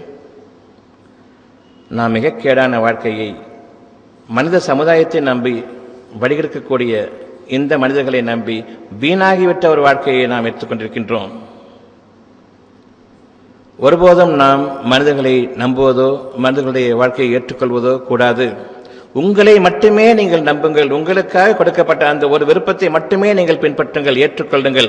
ஏற்றுக்கொண்ட பிறகு இறைவனுக்கு நீங்கள் உறுதியளித்து உறுதி பிரமாணமாக அந்த விருப்பத்தை ஏற்றுக்கொண்டீர்கள். இறைவன் திருப்தி அடைந்தான். இப்பொழுது நீங்கள் உங்களுடைய அறிவை கொண்டு அதை சந்தேகிக்கும் பொழுது உங்களை பற்றி இறைவன் அதிருப்தி அடைகின்றான். அங்கு உங்களை விட்டும் இறைவன் ஒதுங்குகிறான். இறைவனுடைய நெருக்கத்திலிருந்து நாம் எப்பொழுது விலகுகிறோம் என்பதை கவனியுங்கள். எப்பொழுது நீங்கள் விருப்பத்தை ஏற்றுக்கொண்ட பிறகு, வாக்குறுதி நிறைவேறிய பிறகு, இறைவன் வாக்குறுதியில் மீற மாட்டான் என்பதை தெளிவாக உணர்ந்த பிறகு சந்தேகிக்க ஆரம்பிக்கிறீர்களோ, இறைவனை சந்தேகிக்கிறீர்கள். இறைவன் ஒருவன் இல்லை என்பதன் அடிப்படையில் அங்கு நீங்கள் அமைந்து விடுவீர்கள். இறுதியாக படிப்படியாக நீங்கள் உங்களுடைய இறை துரோகத்திற்கும் இறை நிராகரிப்புக்கும் ஆளாவீர்கள். அந்த வாழ்க்கை நமக்கு வேண்டாம். எனக்கு ஒரு தேவை என்று வந்த பிறகு அந்த தேவையின் மீது நான் நிலைத்திருக்க வேண்டும். உங்களுடைய பிரார்த்தனை எதுவாக இருக்க வேண்டும் என்றால், என் இறைவனே, எதன் மீது என்னை நீ அமைத்தாயோ, எந்த விருப்பத்தின் மீது என்ற இருதயத்தை அமைத்திருக்கின்றாயோ அதன் மீது எனக்கு உறுதிப்படுத்துவாயாக. அதனை கலங்கப்படுத்தக்கூடிய வாழ்க்கையின் பக்கம் நான் சென்றுவிடக்கூடாது. என் இறைவனை என்னை மன்னிப்பாயாக. உங்களுடைய விருப்பங்களை உங்களைத் தவிர வேறு யாரும் அறிய மாட்டார்கள். இறைவன் கொடுத்ததை இறைவன் அறிவான், நீங்கள் அறிவீர்கள். உங்களுக்கும் இறைவனுக்கும் இடையே சமுதாயமே தேவையில்லை என்ற அளவுக்கு ஆகிவிடுங்கள். உங்களுடைய விருப்பங்களை உங்களுக்கு அழகான முறை நிறைவேற்றித்தர நிச்சயமாக உங்கள் இறைவன் போதுமானவன். நம்பிக்கை கொண்டவர்கள் என்று கூறுவீர்கள். இறைவனை நீங்கள் பார்த்ததில்லை, பின்னர் எப்படி இறைவனை நீங்கள் நம்பிக்கை கொள்வீர்கள்? இறை நம்பிக்கை என்பது இறைவன் எனக்கு கொடுத்த நன்மைகளை நம்பிக்கை கொள்வதாகும். நம்பிக்கை கொண்ட பிறகு அந்த நன்மைகள் முடியாது என்று நிராகரித்திட வேண்டாம். இது இறை நிராகரிப்பாகும். எனக்காக படைத்த என்னுடைய விருப்பங்களை நான் நம்பிக்கை கொள்வது உங்களுக்கு நன்மையானது. நீங்கள் நிராகரிப்பது உங்களுக்கே கேடாக நீங்கள் நிராகரிக்கிறீர்கள். நிராகரிப்புக்கு உரியவர்களாக நீங்கள் உங்களை ஆக்கிக் கொள்ள வேண்டாம். நம்பிக்கைக்குரியவர்களாக, நம்பிக்கையை போன்ற மகத்தான ஒரு பாதை உங்களுக்கு இல்லை. அந்த நம்பிக்கையின் மீது நீங்கள் நிலைத்திருங்கள். உங்களுடைய இறைவன் உங்களுக்காக அளித்தானே அந்த நம்பிக்கை உங்களுடைய வாழ்க்கைக்கு பெரும் துணையாக இருக்கும். நான் என்னுடைய விரோதியை என்னை விட்டும் நீக்கிவிட ஆசைப்படுகின்றேன். என்னுடைய விரோதி யார்? என்னுடைய விருப்பத்திற்கு எதிராக எனக்குள் பேசுபவன் என்னுடைய விரோதி. என்னுடைய விருப்பம் எது? என் இறைவன் எனக்கு கொடுத்த அந்த பாக்கியம், அந்த அமானிதம், அந்த வாக்குறுதி. இந்த வாக்குறுதிக்கு எதிராக எனக்குள் பேசக்கூடிய அந்த கெட்ட சக்தியை நான் நிராகரிக்கிறேன். அந்த கெட்ட சக்தியை எப்பொழுது நான் நம்பி என் இறைவன் கொடுத்த அந்த விருப்பத்தை நிராகரிக்கின்றேனோ, உங்களுக்கு நீங்களே அநியாயம் செய்து கொண்டவர்கள். இந்த அநியாயமான பாதைகளிலிருந்தும் நீங்கள் விலகிவிடுங்கள். இதுவரையில் நாம் அந்த பாதையில் இருந்திருக்கின்றோம். ஷைத்தான் யார் என்பதை அறிந்து கொள்ளுங்கள். இறைவனுக்கு எதிரி, உங்களுக்கும் எதிரி. உங்களுடைய விருப்பங்களுக்கு எதிராக ஷைத்தான் கூறும் பொழுது உங்களுடைய அறிவை உபயோகப்படுத்துகின்றான். அந்த பெருமையில் உங்களை ஆக்கி, இவ்வளவு படித்தவர்கள் நீங்கள் இதையெல்லாம் நம்பலாமா என்று கேட்கக்கூடிய அளவுக்கு உங்களுடைய கற்பனைகளை நம்புகிறீர்களே, கற்பனை வேறு வாழ்க்கை வேறு என்று வீண் தர்க்கம் செய்பவன் ஷைத்தான். அது வேறு இது வேறு, இது வேறு அது வேறு என்று வீணான தர்க்கங்களை பெருமை கொண்டவர்களாக பேசிக்கொண்டு திரிபவர்கள் ஷைத்தான்களுடைய சகோதரர்களாக இருப்பார்கள். நீங்கள் அந்த பாதையில் சென்றுவிட வேண்டாம்.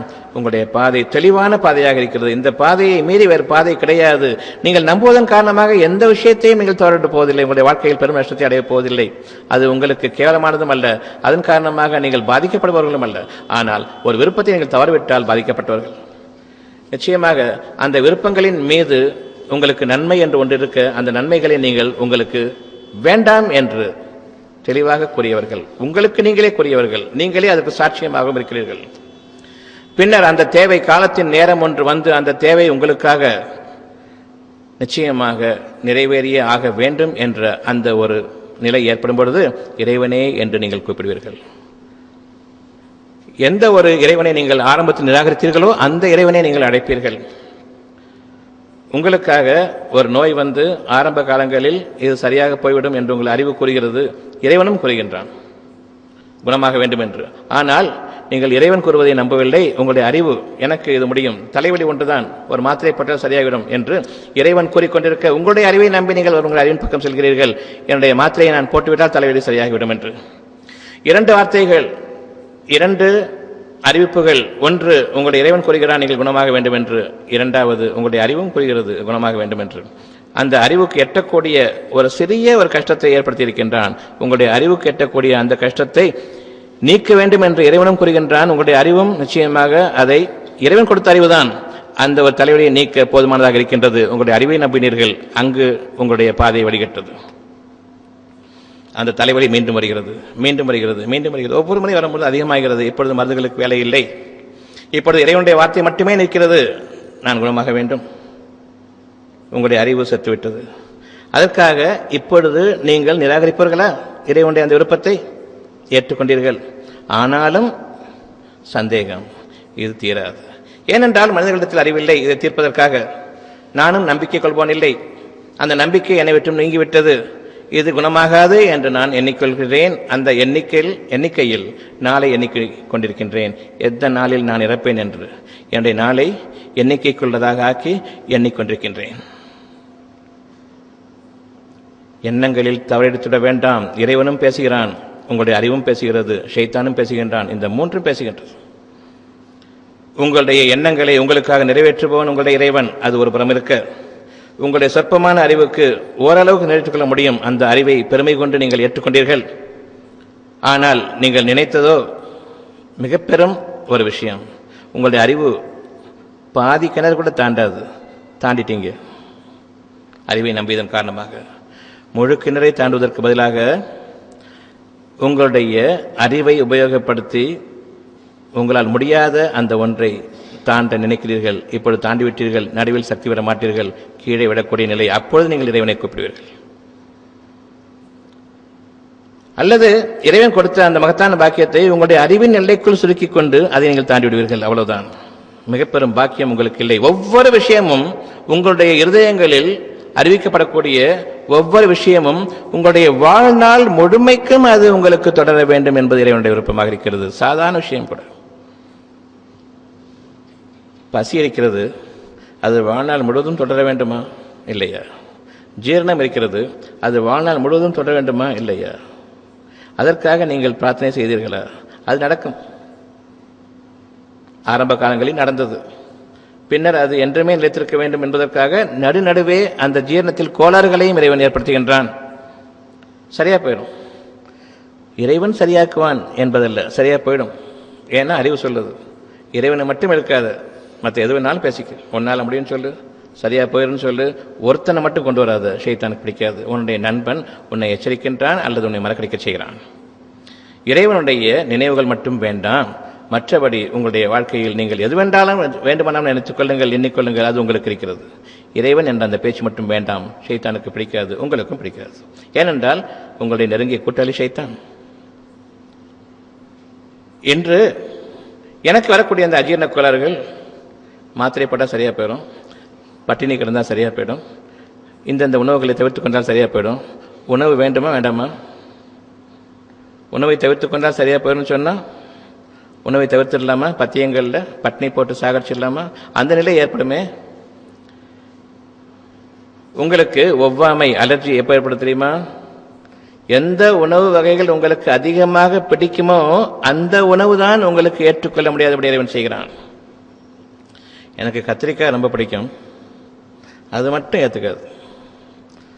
தக்காளி ரொம்ப பிடிக்கும், உருளைக்கிழங்கு ரொம்ப பிடிக்கும், அதை சாப்பிட்டா கேஸ் வந்துடுது, அது மட்டும் எனக்கு பிடிக்காது. இறைவன் உங்களை சோதிக்கின்றான். எது உங்களுக்கு ரொம்ப பிடிக்குமோ அங்கதான் உங்களுக்கு ஒவ்வாமை, அலர்ஜி ஏற்படுகிறது.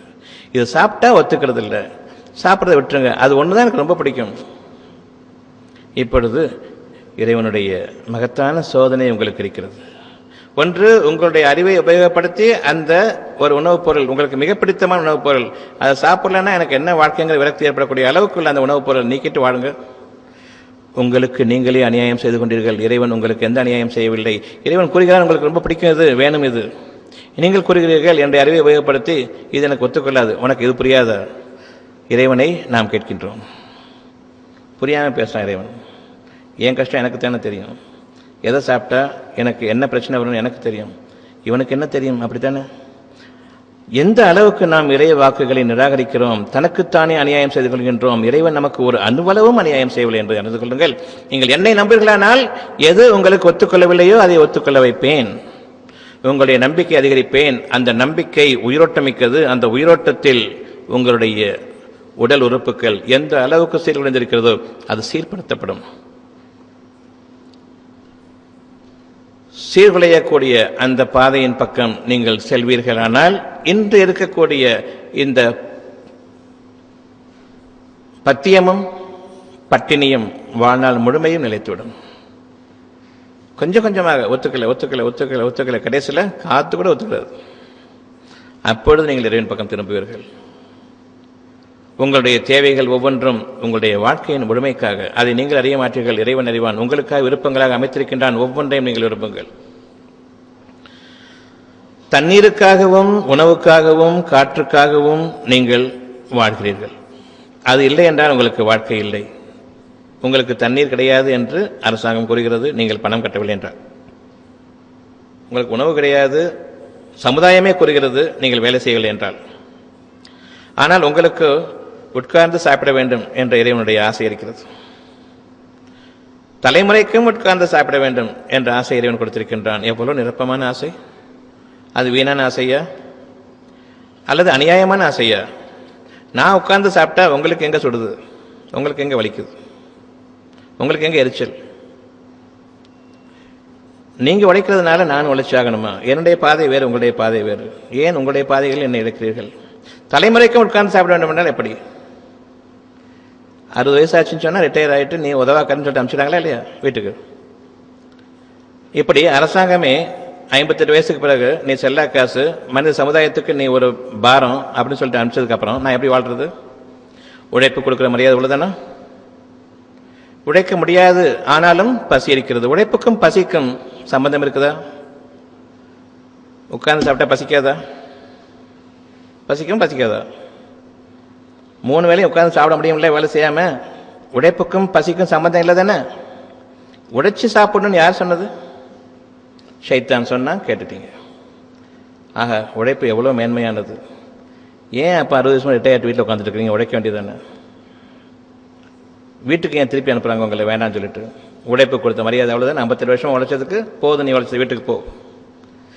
உழைப்பு எவ்வளவு அசிங்கமானது என்பது உங்களுக்கு தெரியவில்லை. உங்களுடைய விருப்பம் ஒன்றாக இருக்க மனிதர்களுடன் நீங்கள் சேர்ந்து கொண்டு அந்த உழைப்பை நீங்கள் மிக பெரிதாக நீங்கள் நினைத்தீர்கள். ஆகவே உழைத்து உழைத்து ஓடாய் தேய்ந்து போகும் வரையில் நீங்கள் உழையுங்கள். பின்னர் முடியவில்லை என்றால் அந்த ஓடாகவே நீங்கள் மடிந்து போங்கள். இறைவனுடைய விருப்பத்தை பின்பற்றுங்கள், உங்களுடைய விருப்பத்தை பின்பற்றாதீர்கள். இறைவனுடைய விருப்பத்திற்கும் உங்களுடைய விருப்பத்திற்கும் நேர் எதிர்மாறானதாகும். இறைவன் விரும்புவதற்கு நேர் எதிர்மாறானதாக நீங்கள் விரும்புகிறீர்கள். அந்த வாழ்க்கையை நமக்கு கூடாது. இன்று முதலாக நாம் தெளிவான பாதையில் அமைய இருக்கின்றோம். அந்த தெளிவான பாதை, என்னுடைய இறைவன் எனக்கு எதை அறிவிக்கின்றானோ நம்பிக்கை கொள்வது, அவ்வளவுதான். நம்பிக்கைக்கு மேல் எதுவும் இல்லை. நீங்கள் நம்பிக்கை கொள்வதன் காரணமாக உங்களுக்கு நன்மை என்பதை நீங்கள் பொறுத்திருந்து பாருங்கள். இதுவரையில் நீங்கள் அந்த ஒரு வாழ்க்கையில் அமையவில்லை, இனி நீங்கள் அந்த வாழ்க்கையில் அமைய இருக்கிறீர்கள். கொஞ்சம் பொறுமையை மேற்கொள்ளுங்கள். எவ்வளவு பெருமை இருந்தா ஒரு நன்மையை என் மனசு தான் வச்சிருக்க போறேன், யார்ட்டையும் சொல்ல போறதில்லை. யார்ட்டையும் சொன்னாலாவது பரவாயில்ல, ஏதாவது கேலி பண்ணுவாங்க, இலக்காரம் பண்ணுவாங்க, என்னென்னவோ ஆசைப்படுறான் பாரு, அவனுக்கு நிகழ்தா இல்லையான்னு பார்ப்போம். நிகழலன்னு சொன்னால் கேலி பண்ணுவோம், பரிகாசம் பண்ணுவோம், எல்லாம் பண்ணுவோம். இப்படிப்பட்ட ஒரு சூழ்நிலை எதிர்கொள்ள வேண்டியிருக்கும். உங்களுடைய எண்ணங்கள் மறைக்கப்பட்டிருக்கின்றன, அங்கும் இறைவன் உங்களை பாதுகாக்கிறான். இப்பொழுது உங்களுடைய தற்பெருமையை தவிர அதை நிராகரிக்கிறதுக்கு எதுவும் கிடையாது. இறைவனுக்கும் மேலாக உங்களை நீங்கள் நினைத்துக்கொண்டு எனக்கே முடியாதது இறைவனுக்கு எப்படி முடியும், இதெல்லாம் வீணான எண்ணங்கள். படைக்கப்பட்ட எண்ணங்களில் வாழ்ந்த பிறகு கூறுகிறான். படைக்கப்பட்ட எண்ணங்களில் மனக்கண்ணில் வாழ்ந்த பிறகு கூறுகின்றான், இது சாத்தியமில்லை. யாரிடம்? இறைவனிடம். இவன் இறை நிராகரிப்பவன். இறைவனுக்கு பகிரங்கமான விரோதியும் துரோகியும் இவன் தான். மனித சமுதாயத்தின் துரோகி, ஒருவருக்கொருவர் துரோகிகள். பெரும்பாலும் மனிதர்கள் இந்த வகையை சார்ந்தவர்களாக இருப்பதன் காரணமாக நீங்கள் உங்களுடைய இறைவனை தவிர வேறு எதன் பக்கமும் சாய்ந்துவிட வேண்டாம். உங்களுடைய இறைவனை நீங்கள் தொழுபவர்களாக இருங்கள். உங்கள் இறைவன் உங்களுக்கு எதை அறிவிக்கின்றானோ அதை நீங்கள் பின்பற்றி நடங்கள். இறைவனை பின்பற்றுங்கள், மனிதர்களை பின்பற்றாதீர்கள். இறைவனுக்கு விரோதமாக செயல்படக்கூடிய மனிதர்களை நீங்கள் பின்பற்ற வேண்டாம், இறைவனை நீங்கள் பின்பற்றுங்கள். எனவே நீங்கள் உங்களுடைய இருதயங்களை பின்பற்றுங்கள், உங்களுடைய அழகான வாழ்க்கையை பின்பற்றுங்கள். நாளைய வாழ்க்கையில் நீங்கள் கற்பனையாக வைத்திருப்பதில் ஒரு சிறு அணுவளவு கூட குறைக்காமல் அப்படியே நம்புங்கள். என் வாழ்க்கையில் நான் எந்த தேவைக்கும் ஆட்படாதவனாக வாழ வேண்டும், எந்த தேவைக்கும் குறைவுபட்டவனாக வாழ வேண்டாம், எந்த தேவையிலும் நிறைவு பெற்றவனாக எல்லையிலடங்காத அந்த மேன்மையை நான் அடையக்கூடிய அந்த வாழ்க்கையின் பக்கம் நான் என்னுடைய வழிமுறையையும் விருப்பங்களையும் நம்பிக்கையையும் அதனுடைய தேவைகளையும் உணர்ந்தவனாக திரும்புகிறேன். நம்பிக்கை கொண்ட மக்கள் நாம், இறைவனை நம்பிக்கை கொண்டவர்கள். நான் நல்லா வாழணும்னு நம்பிக்கை கொள்வது இறைவனை நம்பிக்கை கொள்வதாகும்.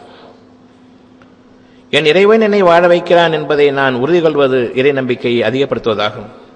நான் என் அறிவை கொண்டு வாழ்வதை காட்டிலும் என் இறைவன் என்னை வாழ வைத்துக் கொண்டிருக்கின்றான். உங்களுக்கு 72 முறை உங்களுடைய இருதயம் துடிக்க வேண்டும். நீங்களா அதை நினைவுபடுத்துகிறீர்கள்? அது ஒரு சிறு சத்தத்தையால் நீங்கள் கேட்கிறீர்களா? உங்களுடைய இருதயத்தினுடைய இயக்கத்தில் எப்பொழுது ஒரு சிறு சத்தத்தை கேட்கிறீர்களோ அப்பொழுதே உங்களுக்கு பதட்டம் வந்து விடுகிறது. ஏதோ உள்ள நடக்கிறது என்று. இதுவரைக்கும் என்ன நடந்துச்சோ அதை நடந்துட்டு இருக்குது. இப்போ இதுவரைக்கும் சத்தம் இல்லை, இப்போ நீங்கள் உணர ஆரம்பிக்கிறீங்க. அந்த உணர ஆரம்பிக்கும் போதே இவ்வளவு நடுக்கமும் திடுக்கமும் ஏற்படுகிறது என்றால், இவ்வளவு காலமும் ஒரு சின்ன சத்தம் கூட அசைவு கூட இல்லாமல் துடிக்க வச்சானே அது யாரால முடியும்? 72 முறை இருதயம் துடிக்கின்றது. ஒரு நிமிடத்திற்கு ஒரு சிறு சத்தத்தையோ சிறு அசைவையோ கேட்கவோ உணரவோ முடிகிறது அவங்களால்?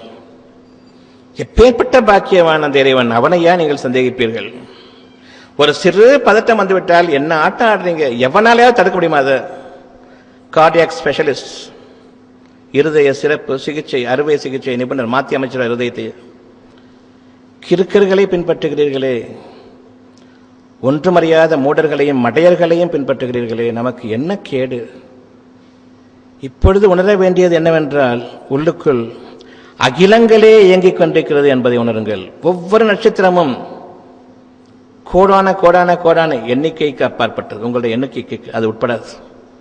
நீங்கள் சிறுமையடைந்தவர்களாக நீங்கள் ஆகிற உங்களுடைய மேத்தமேட்டிக்ஸ் இவ்வளோ வச்சுக்கிட்டு ஒரே ஒரு பிடி மண்ணை எடுத்துறேன், இதில் எத்தனை துகள் இருக்குன்னு சொல்லி சொல்லுங்க பார்ப்போம். மண் துகள், ஒரு சிட்டிகை மண். எவ்வளவு கேவலமான எண்ணிக்கைக்கு உட்பட்டது உங்களுடைய மேத்தமேட்டிக்ஸ். இதில் மேத்தமேட்டிக்ஸ் ஜீனியஸ், மண்ணாங்கட்டி, லொட்டு லொசுக்கு, மடையர்களையும் கிறுக்கர்களையும் நீங்கள் பின்பற்றுவதை விட்டு பெருமை கொண்ட மனிதர்களை நீங்கள் நீக்கி ஷைத்தான்களை விட்டு விலகிய அல்லாஹ்வின் பக்கம் நீங்கள் திரும்புங்கள். உங்களுடைய இறைவன் மகத்தானவன். உங்களுடைய அறிவு சற்பமானது, அற்பமானது, இழிவுக்குள்ளாவது, அழியக்கூடியது, பரிகாசத்திற்குரியது. நீங்கள் பைத்தியங்களாக அலையவிடப்படுவீர்கள் உங்களுடைய அறிவை நீங்கள் நம்புவீர்களானால். இறைவன் யார் என்பதை ஒவ்வொரு அத்தாட்சியிலும், ஒவ்வொரு பார்வையிலும், ஒவ்வொரு மூச்சிலும் நீங்கள் பார்க்க வேண்டும். நம்மை சுற்றிலும் இறைவனுடைய அத்தாட்சிகள் இருக்கின்றன. அந்த அத்தாட்சியை நாம் பார்க்க வேண்டும் என்றால் என் இறைவனை நான் நம்பி பழக வேண்டும். வெளியுலகத்திலிருந்து நான் உள்ளுலகத்துக்கு திரும்ப வேண்டும். உள்ளுலகமே வெளியுலகம் என்பதை நான் நம்ப வேண்டும். நாளைய வெளியுலகம் இன்றைய உள்ளுலகத்தை நான் நம்புவதாகும். ஜோசியம் ஷைத்தானுடைய வார்த்தை. என் உலகம் நிறைவேற இருக்கிறது, அது உண்மை வாக்கு, இறைவாக்கு. என்னுள் உள்ள உலகம் அகிலம் நிச்சயமாக நிறைவேறும். இதை நம்பிக்கை கொள்ளுங்கள். இதை நம்பிக்கை கொள்வதன் காரணமாக உங்களுக்கு எந்த கேடும் வரப்போவதில்லை. உங்களுடைய அறிவின் பெருமையின் காரணமாக நீங்கள் நம்பிக்கை கொள்வதன் விலகுவீர்களானால் நீங்கள் உங்களுக்கு அநியாயம் செய்து கொண்டீர்கள். இறைவன் உங்களுக்கு எந்த அநியாயம் செய்யவில்லை. இறுதியாக நீங்கள் இறைவனிடம் திரும்பும் பொழுது உங்களிடம் கேட்கப்படும், சிந்தித்து உணரக்கூடியவன், அதில் சிந்தித்து உணரும் பொருட்டு நீண்ட காலத்தவணையை உங்களுக்கு நாம் அளிக்கவில்லையா? எனவே வேதனையை சுவையுங்கள். இன்று உங்களுக்கு பாதுகாப்போ உதவியோ கிடையாது. இனியும் நீங்கள் நிராகரிப்பவர்கள் தான். உங்களுடைய கால கணக்கு என்று ஒன்றிருக்கிறது. அதற்குள் நீங்கள் இறைவனை ஏற்றுக்கொள்ள வேண்டும். அவ்வாறு ஏற்றுக்கொள்ளவில்லை என்றால் இனி எத்தனை பிறவிகள் எடுத்தாலும் சரி உங்களுக்கு இறைவனுடைய உணர்வுகள் வராது. எனவே ஒரு வாழ்க்கையே போதுமானது. இனி ஒரு பிறவி இல்லை. இனி உங்களுக்கான கூலி நரகம் அல்லது சொர்க்கம். இந்த ரெண்டில் ஒன்றுதான்.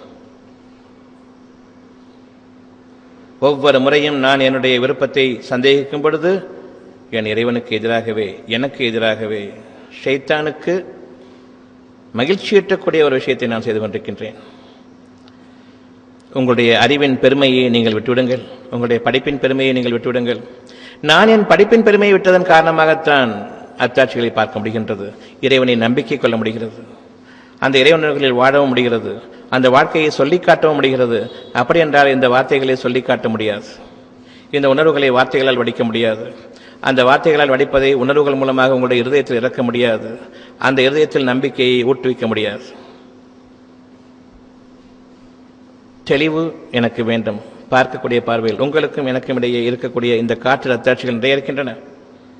ஒரு சிட்டிகை மண் தான் உங்களுடைய இன்றைய மேத்தமெட்டிக்ஸ் எவ்வளவு இழிவானது என்பதை அது நிரூபிக்கும். அதனுடைய துகள்களை எண்ணிவிடுங்கள். வானத்தை பாருங்கள், நட்சத்திரங்களை எண்ணிவிடுங்கள். பார்க்கலாம் முடியாது. மரங்கள் இருக்கின்றன, இலைகளை எண்ணுங்கள் முடியாது. கம்ப்யூட்டர் சொல்லிட்டு இருக்கீங்க, எவ்வளவு நாசமா போனது, உருப்படாதுன்னு தெரிஞ்சுக்க. எவ்வளவு அற்பமானதை எவ்வளவு பெரிதாக நீங்கள் பெருமைப்படுத்துகிறீர்கள். கம்ப்யூட்டரில் என்ன இருக்குதில்ல, அதனுடைய கணக்கு எந்த அளவுக்கு உண்மையும் நன்மையும் உங்களுக்கு தரக்கூடியது? அதனால் உங்களுக்கு என்ன நன்மை இருக்கிறது? அத்தாட்சிகளை பாருங்கள், மறைவானவற்றை தேடுங்கள், அதில் உங்களுடைய வாழ்க்கை அமைந்திருக்கின்றது. நீங்கள் இந்த பூமியில் பிறந்திருக்கிறீர்கள், ஆனால் நீங்கள் இந்த உலகத்தில் பிறந்தவர்கள் என்பதை நம்பிக்கை கொள்ள தவறிவிட்டீர்கள். உலகம் என்பது வானமும் பூமியும் இணைந்தது. பூமி என்பது பூமியும் வானங்களும் இவற்றுக்கு இடைப்பட்ட அனைத்தும் சேர்ந்து ஒரு உலகம். நீங்கள் உலகத்தில் பிறந்தீர்களா? இந்த மண்ணில் பிறந்தீர்களா? வானம் இல்லை என்றால் இந்த மண் தடைக்காது. வானத்திலிருந்து மேகமாகவும் காற்று மேகமாக படைக்கப்பட்டு, வானத்தில் காற்று படைக்கப்பட்டு, காற்று மேகமாக மாற்றப்பட்டு, மேகத்திலிருந்து அடர்த்தியான நீர் சேகரிக்கப்பட்டு, அங்கிருந்து உங்களுக்கு இந்த மண்ணில் 7 வானங்களுடைய சேர்க்கை அனைத்தும் சேர்ந்த ஒரு சாரமாக மழைத்துளியாக இந்த பூமியில் விழாவிட்டால் இந்த பூமி இறந்து போகும். நீங்களும் வாழ மாட்டீர்கள். எந்த உயிரினமும் தடைக்காது. நீங்கள் அகிலத்தில் பிறந்தவர்கள். அந்த சராசரிகளுடைய ஒவ்வொன்றும் ஒவ்வொரு கோலமும் நட்சத்திரம் உங்களுக்காக பணிந்து வேலை செய்து கொண்டிருக்கின்றன. இரவும் பகலும் யாருக்காக சுற்றி வருகிறது? நீங்கள் சுற்றி வருகிறீர்களா? அது தனக்குத்தானே சுற்றி கொண்டிருக்கிறதா? உங்களுக்காக பூமி சுற்றுகிறதா? நீங்கள் பூமியை சுற்றுகிறீர்களா? இப்படி ஒவ்வொரு விஷயமும் இந்த பூமி உங்களை தாங்கிக் கொண்டு உங்களுடைய நன்மைக்காக அது தன்னைத்தானே சுரண்டு கொண்டிருக்கின்றது. அகிலங்களே சுரண்டு கொண்டிருக்கிறது உங்களுடைய ஒருவருக்காக, இந்த மனிதன் என்ற சமுதாயத்துக்காக. இவ்வளவு மகத்தான படைப்பை நீங்கள் தவறவிட்டுவிட்டு, நான் இந்த மண்ணில் பிறந்தேன், என்னுடைய தாய்நாட்டில் பிறந்தேன், என்னுடைய ஊரில் பிறந்தேன், என்னுடைய குட்டிச்சுவட்டில் வாழ்ந்தேன் என்று சொல்லிட்டு இருக்கீங்களே, இது நம்முடைய வாழ்க்கைக்கு இறைவனுக்கு செய்யக்கூடிய ஒரு தர்மமா? அவனை கண்ணியப்படுத்தக்கூடிய ஒரு செயலா? இந்த பூமியையே மேய்ந்து கொண்டிருக்கின்றமே ஆடு மாடுகளை போன்று, உங்களுக்கு மட்டும்தானே நிமிர்ந்து பார்க்கக்கூடிய அந்த கழுத்தை அமைத்திருக்கின்றான். அதை உபயோகப்படுத்தி வானத்தையும் பார்க்கத்தானே செய்கிறீர்கள். இந்த வானமும் நமக்காகத்தான் இங்கு தேட வேண்டும் என்று ஏன் நீங்கள் ஆசை கொள்வதில்லை? பூமியிலேயே தேடிக்கொண்டிருக்கிறீர்கள். பூமிக்கு உள்ள 1000 அடி 2000 அடி 10,000 அடி நான் உள்ள போவேன், கொஞ்சம் கூட மேலே பார்த்துட மாட்டான். எனக்கு காலுக்கு மேலே இருக்கிறதுல எனக்கு எந்த அதிகாரமும் இல்லைன்னு சொல்றீங்களே. பூமியின் மீது அதிகாரம் இருக்கிறது என்றால் வானத்தின் மீது உங்களுக்கு அதிகாரம் இருக்கிறது. உங்களுடைய தேவைகள் அங்கிருந்து இறங்குகின்றன. உணவு எங்கிருந்து இறங்குது? மழை இல்லைன்னு சொன்னா உணவு இல்லை, தண்ணி இல்லை, வாழ்க்கை இல்லை. காற்று இல்லைன்னா வாழ்க்கை இல்லை. பூமியில இருக்குது காற்று, பூமிக்கு மேலே இருக்கா? உங்களுடைய வாழ்க்கையுடைய ஒவ்வொரு ஆதாயமும் வானத்திலிருந்து இறங்குகிறது. நாமோ ஆடு மாடுகளை போன்று பூமியை மேய்ந்து கொண்டிருக்கின்றோம். உங்களுக்கு நரக வாழ்க்கையே போதுமானது. யார் வானங்களையும் பூமியையும் சேர்த்து வாழ்கிறார்களோ, வாழ வேண்டும் என்று பிரியப்படுகிறார்களோ, இவர்களுக்குத்தான் மனித வாழ்க்கை. மற்றபடி மிருக வாழ்க்கை தான். நீங்கள் மிருகங்களை விட கேவலமாக நடத்தப்படுவீர்கள். அந்த வாழ்க்கையில் நீங்கள் நுழையக்கூடாது, நுழைந்துவிட வேண்டாம். இறைவன் உங்களுக்கு எச்சரிக்கிறான். இந்த பூமியில் வாழ்ந்தால் பூமியில் மேயுங்கள். நீங்கள் எல்லா படைப்புகளையும் உயர்ந்த படைப்பு. நிமிர்ந்து பார்க்கக்கூடிய, மேலே பார்க்கக்கூடிய கருத்தை மனிதனுக்கு மட்டும்தான் இறைவன் அமைத்திருக்கின்றான், வேறு எதற்கும் அமைக்கவில்லை. ஏனென்றால் வானங்களும் பூமியும் அவனுக்கு அடிமை. உங்களுடைய கட்டளைகளை நீங்கள் நிறைவேற்றுங்கள். உங்களுக்காக வானங்கள் பணிய வேண்டும். மழை பெய்து கொண்டிருக்கிறது, வெள்ளம் உருவாகிறது, அணைகள் உடையப் போகின்றன. பூமிக்கும் வானத்திற்கும் சேர்த்து கட்டளையிடுங்கள். வானமே மழையை நிறுத்திக்கொள், பூமியை நீரை விழுங்கிவிடு, கட்டளையிடுங்கள். அது அடிபணிய வேண்டும். ஐயோ ஐயோ என்று நீங்கள் மூட்டை முடிச்சிலே கட்டிக்கொண்டு ஓடாதீர்கள். இப்பொழுது நடத்தி கொண்டிருக்கிறார்கள். சுனாமி ஏற்பட்டுவிட்டால் எப்படி ஓட வேண்டும் என்று டிவி தொலைப்பட்டிகளில் உங்களுக்கு காட்டிக் கொண்டிருக்கிறார்கள். சுனாமி வந்துவிட்டால் எப்படி ஓட வேண்டும். புறங்கால் படலில் இடிக்க ஓடணும். இப்போ ஓடி படகுங்க. கேவலமா இல்லை? இந்த லூசுங்களையே பின்பற்ற போறீங்க? இவர்களெல்லாம் மனிதர்கள் தானா? அடிமைகள் என்பதை நீங்கள் உணர தவறுகளானால், சுனாமி சொல்லிட்டு வரோம்ல, இவர் வார்னிங் சிஸ்டம் வச்சுட்டாரு, வார்னிங் சிஸ்டம் சேர்த்து உடச்சிக்கிட்டே போற போதுங்க. நிச்சயமாக மனிதர்கள் பெரும் பெருமைக்காரர்களாக இருக்கிறார்கள், வீண் பெருமையை கொண்டு வாழ்பவர்களாக இருக்கிறார்கள். சரி, சுனாமி வந்துருச்சு, மழை வெள்ளமா இருக்குது, என்ன செய்ய போறீங்க? இப்போ சுனாமி வந்து கடற்கரையில் ஓடிடலாம், மழை வெள்ளமாக வருது, என்ன செய்வீங்க? பூகம்பம் ஏற்படுது, என்ன செய்ய போறீங்க? இந்த கேடுகட்ட மனிதர்களையும் விஞ்ஞானத்தையும் நீங்கள் நம்புவீர்களானால் படிகொழியில், நரக வாழ்க்கையில், இந்த உலகத்திலும் நீங்கள் அனுபவிக்க நேரிடும். இன்று நாம் இந்த விஞ்ஞான மடையர்களை விட்டும்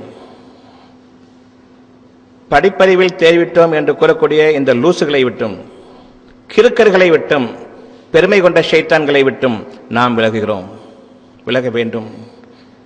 இறைவனுக்கு மட்டுமே உரித்தான தனித்தன்மையுடைய என் இறைவனுக்கும் எனக்கும் எதுவும் இல்லை என்ற அளவுக்கு அகிலங்களின் மீது ஆட்சி செய்யக்கூடிய அந்த மகத்தான இரண்டு பாக்கியங்களை பெற்று நாமும் அகிலங்களின் மீது உயர வேண்டும். அவற்றின் எஜமானர்களாக அவற்றை நமக்கு அடிமைகளாக ஆக்க வேண்டும். நம்முடைய சொல்லுக்கு கட்டுப்பட வைக்க வேண்டும். அப்படிப்பட்ட ஒரு வாழ்க்கை உங்களுக்காக இருக்கிறது. வானங்களில் இருந்து உங்களுடைய தேவைகள் அனைத்தும் இறங்கிக் கொண்டிருக்கின்றன, அளவோடு இறங்கிக் கொண்டிருக்கின்றன. உங்களுடைய பெருமையின் அளவுக்கு தகுந்தவாறு அளவுகள் சுருக்கப்பட்டுவிட்டன. எந்த அளவுக்கு இறைவனுக்கு பணிகிறீர்களோ, இறைவனை மட்டும் ஏற்றுக்கொண்டீர்களோ, அந்த அளவுக்கு உங்களுடைய ஞானங்கள் அறிவாக விருத்தியாக்கப்படும். அங்கு உங்களுடைய சொர்க்க வாழ்க்கை இந்த பூமியில் அமைகிறது. சொர்க்க வாழ்க்கை எதுவென்றால் வானங்கள் பூமியின் அளவுக்காகும். அதனால் வானமும் பூமியும் இணைந்து விடக்கூடிய அளவு பூமியின் பரப்பல்ல. எங்கு வேண்டுமானால் நீங்கள் வாடுங்கள், அதை நீங்கள் விரும்புங்கள். ஸ்பேஸ் சூட் போட்டுட்டு ஆக்சிஜன் வச்சுட்டு ஒரு கைதி போல போயிட்டு திரும்பவும் வந்துட்டேன், சக்சஸ்ஃபுல்லாக வந்துட்டேன், எல்லாத்தையும் அவுத்து போட்டேன். இது வாழ்க்கை. அங்கே போய் சுதந்திரம் வாழ முடியுமா? இவ்வளவு உடுப்பையும் போட்டுட்டு நெருக்கடியான ஒரு வாழ்க்கையில் நான் போயிட்டு வந்து குதிச்சுட்டேன், எல்லாத்தையும் அவுத்து போடுறியே, அங்கே போனது உனக்கு பிடிக்கல இல்லை, இந்த சயின்ஸ் உனக்கு பிடிக்கல இல்லை, இந்த சயின்ஸ் பிடிச்சிருந்தா அதே ஸ்பேஸோட வாழ வேண்டியதானே, எங்கேயும் அங்கேயும் போய் வாழ்ந்த வேண்டியது, கீழே வரணும். வந்தது வராதுமா எவ்வளோ அவசரமாக எல்லாத்தையும் கழட்டி தூக்கி போடுற. இதுவும் ஒரு விஞ்ஞானம். இருக்கிற நிலையில போக முடியுமா? இதே மாதிரி போக முடியுமா? வானங்கள்ல உலா வர முடியுமா? முடியும்னு நம்புங்க. ஆசை இருக்கு இல்லையா? முடியும்னு நம்புங்க. இந்த மடையர்களை பின்பற்றுகிறானால் ஒரு ஏதோ ஒரு பிறகு மாதிரி, இது வரைக்கும் படைக்கப்படாத ஒரு பிறகு மாதிரி கைதி மாதிரி போயிட்டு கைதி மாதிரி திரும்பி வரணும். உடனே இங்கே ரிலாக்ஸ் ஆகிறதுக்காக, ரிலீஸ் ஆகிறதுக்காக இந்த வாழ்க்கை வேண்டாம் என்று நீங்கள் குதிக்கிறீர்கள். மீண்டும் வந்து எல்லாவற்றுக்கும் உபகரணம் இல்லாமல் உங்களால் போக முடியாது. என் மனம்தான் எனக்கு உபகரணம், மறைவான வாழ்க்கை தான் எனக்கு உபகரணம். அங்கு நான் வாழக்கூடிய வாழ்க்கை, நான் விரும்பிய ஒரு காரியத்தை இந்த பூமியில் எனக்காக அது நிகழ்த்த வேண்டும்.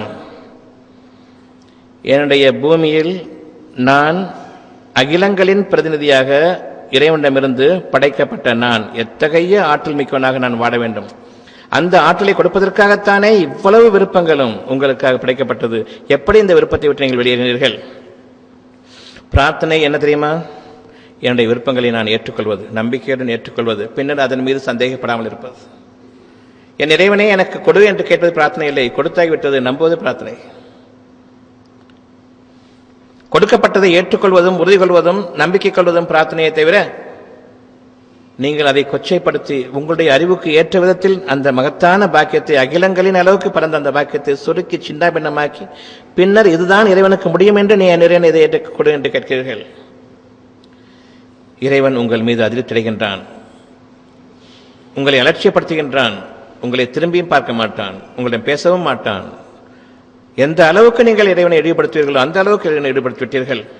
அகிலங்களின் அளவுக்கு பரந்த அந்த ஒவ்வொரு ஞானத்தையும் ஒவ்வொரு விருப்பத்தையும் உங்களுடைய அறிவுக்கு அளவுக்கு சுருக்கி பின்னர் இதுதான் இறைவனுக்கு சாத்தியம் என்று தனக்கு முடியாது, இப்பொழுது இறைவன் செய்யட்டும், எனக்கு 2 கை தான் இருக்குது, இறைவனுக்கு 4 கை 10 கை இருக்குது, அசைஞ்சிடுவார்.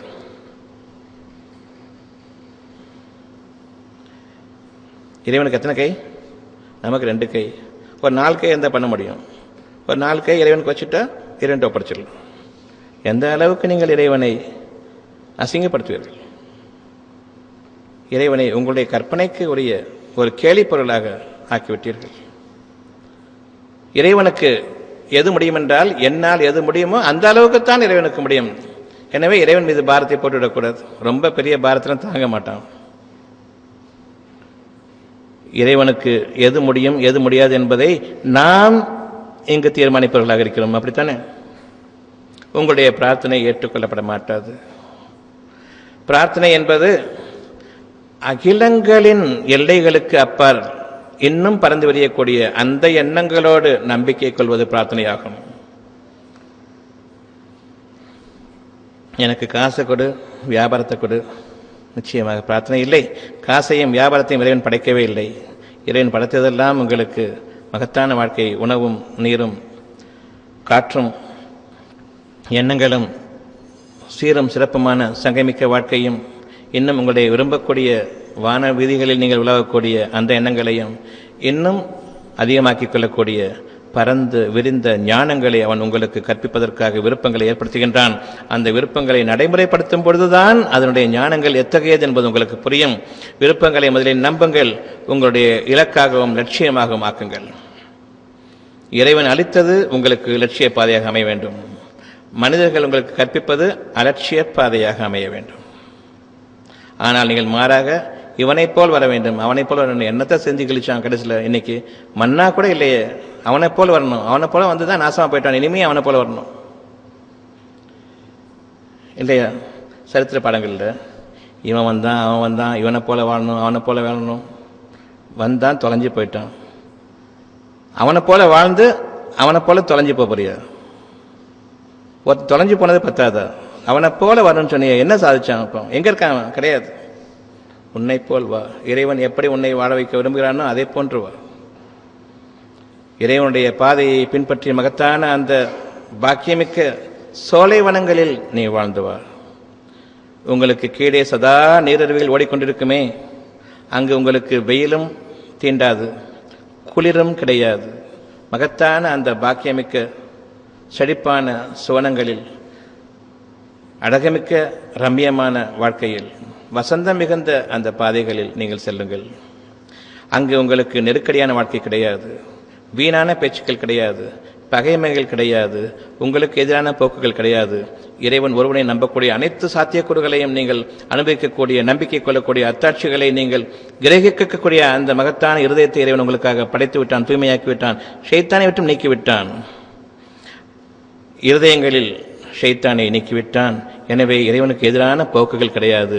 இனி இறைவன் ஒருவன் தான் உங்களுக்கு. இறைவனிடம் இல்லாத பாக்கியங்கள் எதுவும் இல்லை. அவன் படைப்பாளன், இன்றளவும் உங்களுக்கு படைத்துக் கொண்டிருக்கின்றான். படைப்பாளன் தன் படைப்பில் சோர்வடைய மாட்டான். உங்களுடைய படைப்புகள் இன்றளவும் பெருகிக் கொண்டிருக்கின்றன. அவனுடைய ஒவ்வொரு படைப்பும் எல்லை இல்லாதது. அவனுடைய ஒவ்வொரு படைப்பும் எல்லை இல்லாதது. உங்களுடைய அறிவோ எல்லைக்குட்பட்டது. கணக்கிற்கு எண்ணப்பட்ட சில கணக்கிற்கு உட்பட்டது. அது எவ்வளவு பெரிய குபேரனாக இருந்தாலும் சரி, அவன் எண்ணிக்கைக்குட்பட்டவன். உங்களுடைய எண்ணங்களை நீங்கள் வாடுங்கள். மகத்தான அந்த பாதையின் மீது நீங்கள் நிலைத்திருங்கள். உயர்வான வாழ்க்கையின் மீது நீங்கள் அமைந்து விடுங்கள். அதில் சந்தேகமும் கொள்ள வேண்டாம். இது பிரார்த்தனையாகும். இறைவன் உங்களுக்கு எதை அறிவிக்கின்றானோ அது ஏற்றுக்கொள்வது பிரார்த்தனை. ஏற்றுக்கொண்ட பிறகு சந்தேகத்தை கொண்டு அதை நாம் சிறுமைப்படுத்திவிட்டு பின்னர் சிறுமைப்படுத்தப்பட்ட அந்த ஒரு விருப்பத்தை, ஒரு தேவையை இறைவனிடம் கேட்பது நாம் பழக்கப்பட்டுவிட்ட பிரார்த்தனையாக அமைத்துக் கொண்டிருக்கின்றோம். இந்த பிரார்த்தனைக்கு நிச்சயமாக இறைவனிடமிருந்து பதில் கிடையாது. 7-8 10 வியாதிகள் இருக்குது, அதில் ஒன்று மட்டும் ஜாஸ்தியாக இருக்கும். நீங்கள் இறைவன்கிட்ட கேட்கதான் தெரியுமா, இது மட்டும் குணமாயிட்டா போதும், மிச்சதெல்லாம் அப்படி இருக்கணும், அப்புறம் கவனிச்சிக்கலாம். ஒரே சமயத்தில் எல்லாமே குணமாகட்டும் கூட கேட்கறது தெரியாது, கேட்க தெரியாது. கேட்டால் இறைவன் ரொம்ப கஷ்டமாயிடும், குழம்பி போயிடுவான். அதனால் இறைவனுக்கு பாரத்தை ஏற்படுத்தாமல் முதல்ல இந்த 2-3 கஷ்டங்கள் ஜாஸ்தியாக இருக்குது, அதை மட்டும் நீக்கிடுவோம், அப்புறம் மிச்சத்தை பார்த்துக்கிறோம். இது பிரார்த்தனை அல்ல, இறைவனை கேவலப்படுத்துவதாகும். இறைவன் யார் என்பது உங்களுக்கு தெரியவில்லை. நீங்கள் ஷைத்தானிடம் கேட்கிறீர்கள், இறைவனிடம் கேட்கவில்லை. ஷைத்தான் சொல்லிக் கொடுத்ததை கேட்கிறீர்கள். இறைவனிடம் எல்லாத்தையும் கேட்ட வேண்டாம், பாரமாயிரும், கஷ்டமாயிரும், குழம்பி போயிடுவான், இருக்கிறது இல்லாமல் போயிடும். ஒன்னே ஒன்று கேள்வி போதும். எத்தனை பேர் கவனிக்கிறது இருக்குது? நீங்கள் உங்களுடைய இறைவனிடம் செய்யக்கூடிய பிரார்த்தனையில் எது உயர்வானதோ அதை கேளுங்கள், எது தாழ்வானதோ அதை விட்டுவிடுங்கள். எனக்கு இன்று இருக்கக்கூடிய எல்லா வியாதிகளும் போக வேண்டும், இனியும் எந்த வியாதியும் என்னை தீண்டக்கூடாது, என் இறைவனே நீ பாதுகாத்துக்கொள். இது இறைவனுக்கு ஏற்புடைய பிரார்த்தனை. இறைவன் உங்களை பற்றி திருப்தியடைகின்றான். அந்த பாதையில் நீங்கள் இன்று முதலாக நிலைக்க வேண்டும். இறைவனிடம் நீங்கள் கேட்கக்கூடிய பிரார்த்தனை எதுவுமே இல்லை. இறைவன் உங்களுக்கு தருவதை ஏற்றுக்கொள்ளுங்கள். இப்போ என்ன பிரார்த்தனை அங்கே இல்லைன்னு நினைக்கிறீங்க? என்னென்ன தேவைகள் இருக்கிறதோ நம்புங்க. நம்பினதுக்கு அப்புறம் சந்தேகம் கொள்ள வேண்டாம். இப்பொழுது உங்களுடைய பிரார்த்தனை, என் இறைவனே சந்தேகிப்போரில் என்னை நீ ஆக்கிவிடாதிருப்பாயாக. இது பிரார்த்தனை. நீ எதை எனக்கு அறிவித்தாயோ அந்த அறிவிப்பின் மீது ஷைத்தான் என்னை சந்தேகப்படும்படி ஆகிவிடும்படி செய்துவிடாதே. சந்தேகத்திற்குள்ளாக்கி என்னை நிராகரிப்பவர்களில் ஆக்கிவிடும்படி செய்யாதே. ஷைத்தானை விட்டு என்னை நீ பாதுகாத்துக்கொள். இது பிரார்த்தனை.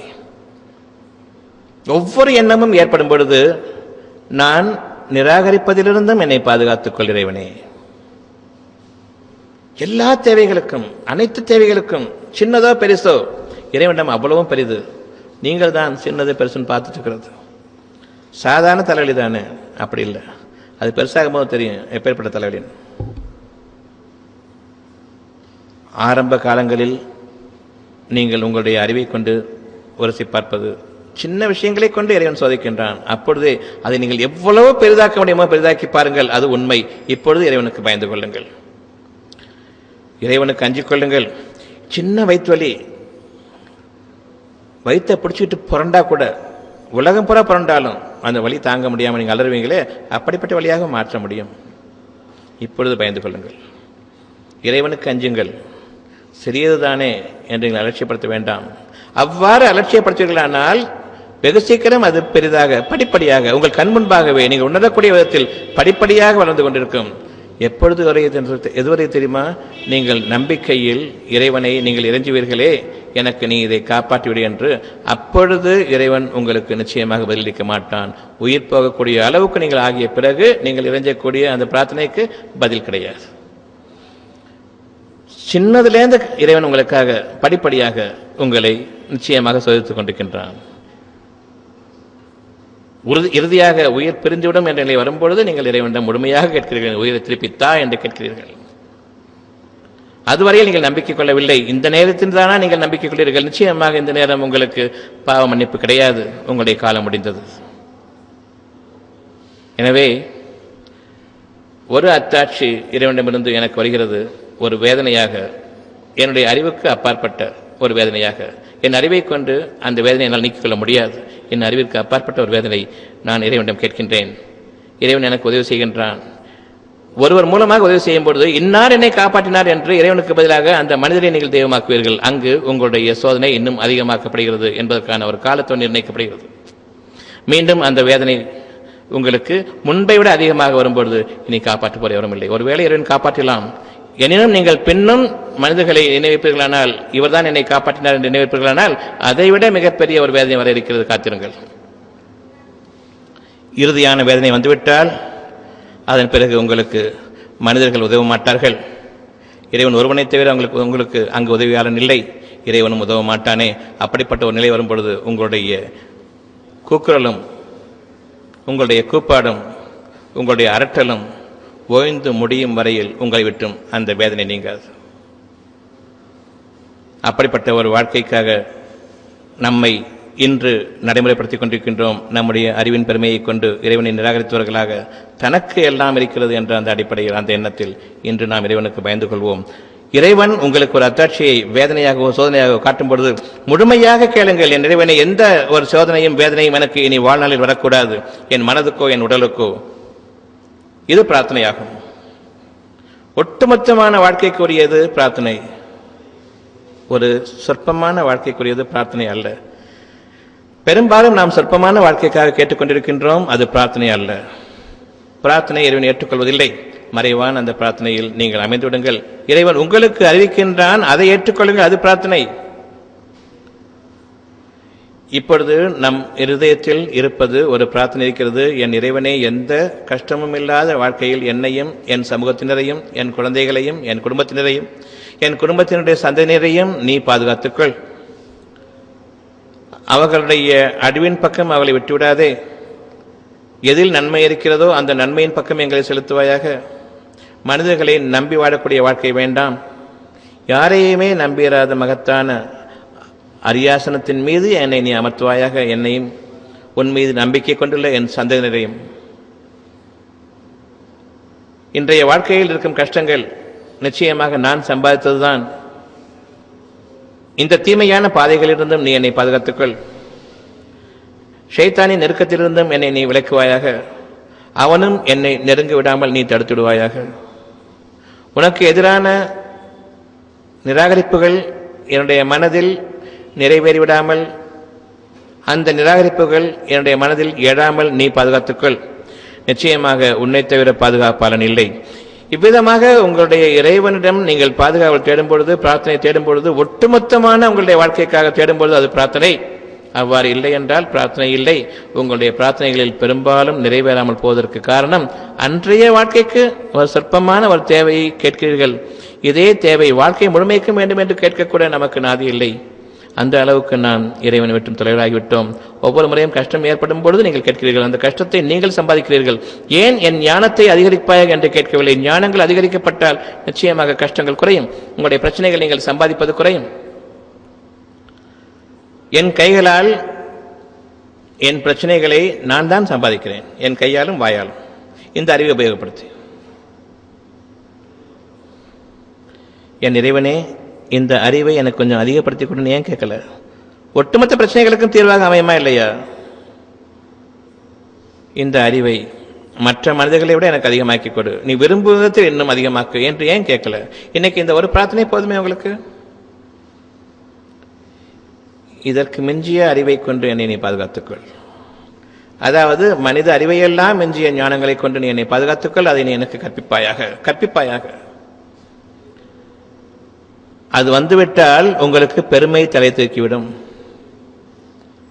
உங்களுடைய இயற்கையின் பலவீனம் அப்படி. எனவே இன்னொரு பிரார்த்தனையும் அங்கு பாக்கி இருக்கிறது. பெருமை கொண்ட அலைபவர்களில் என்னை நீ ஆக்கிவிடாதிருப்பாயாக. இதுவும் உங்களுடைய பிரார்த்தனையாக அமைய வேண்டும்.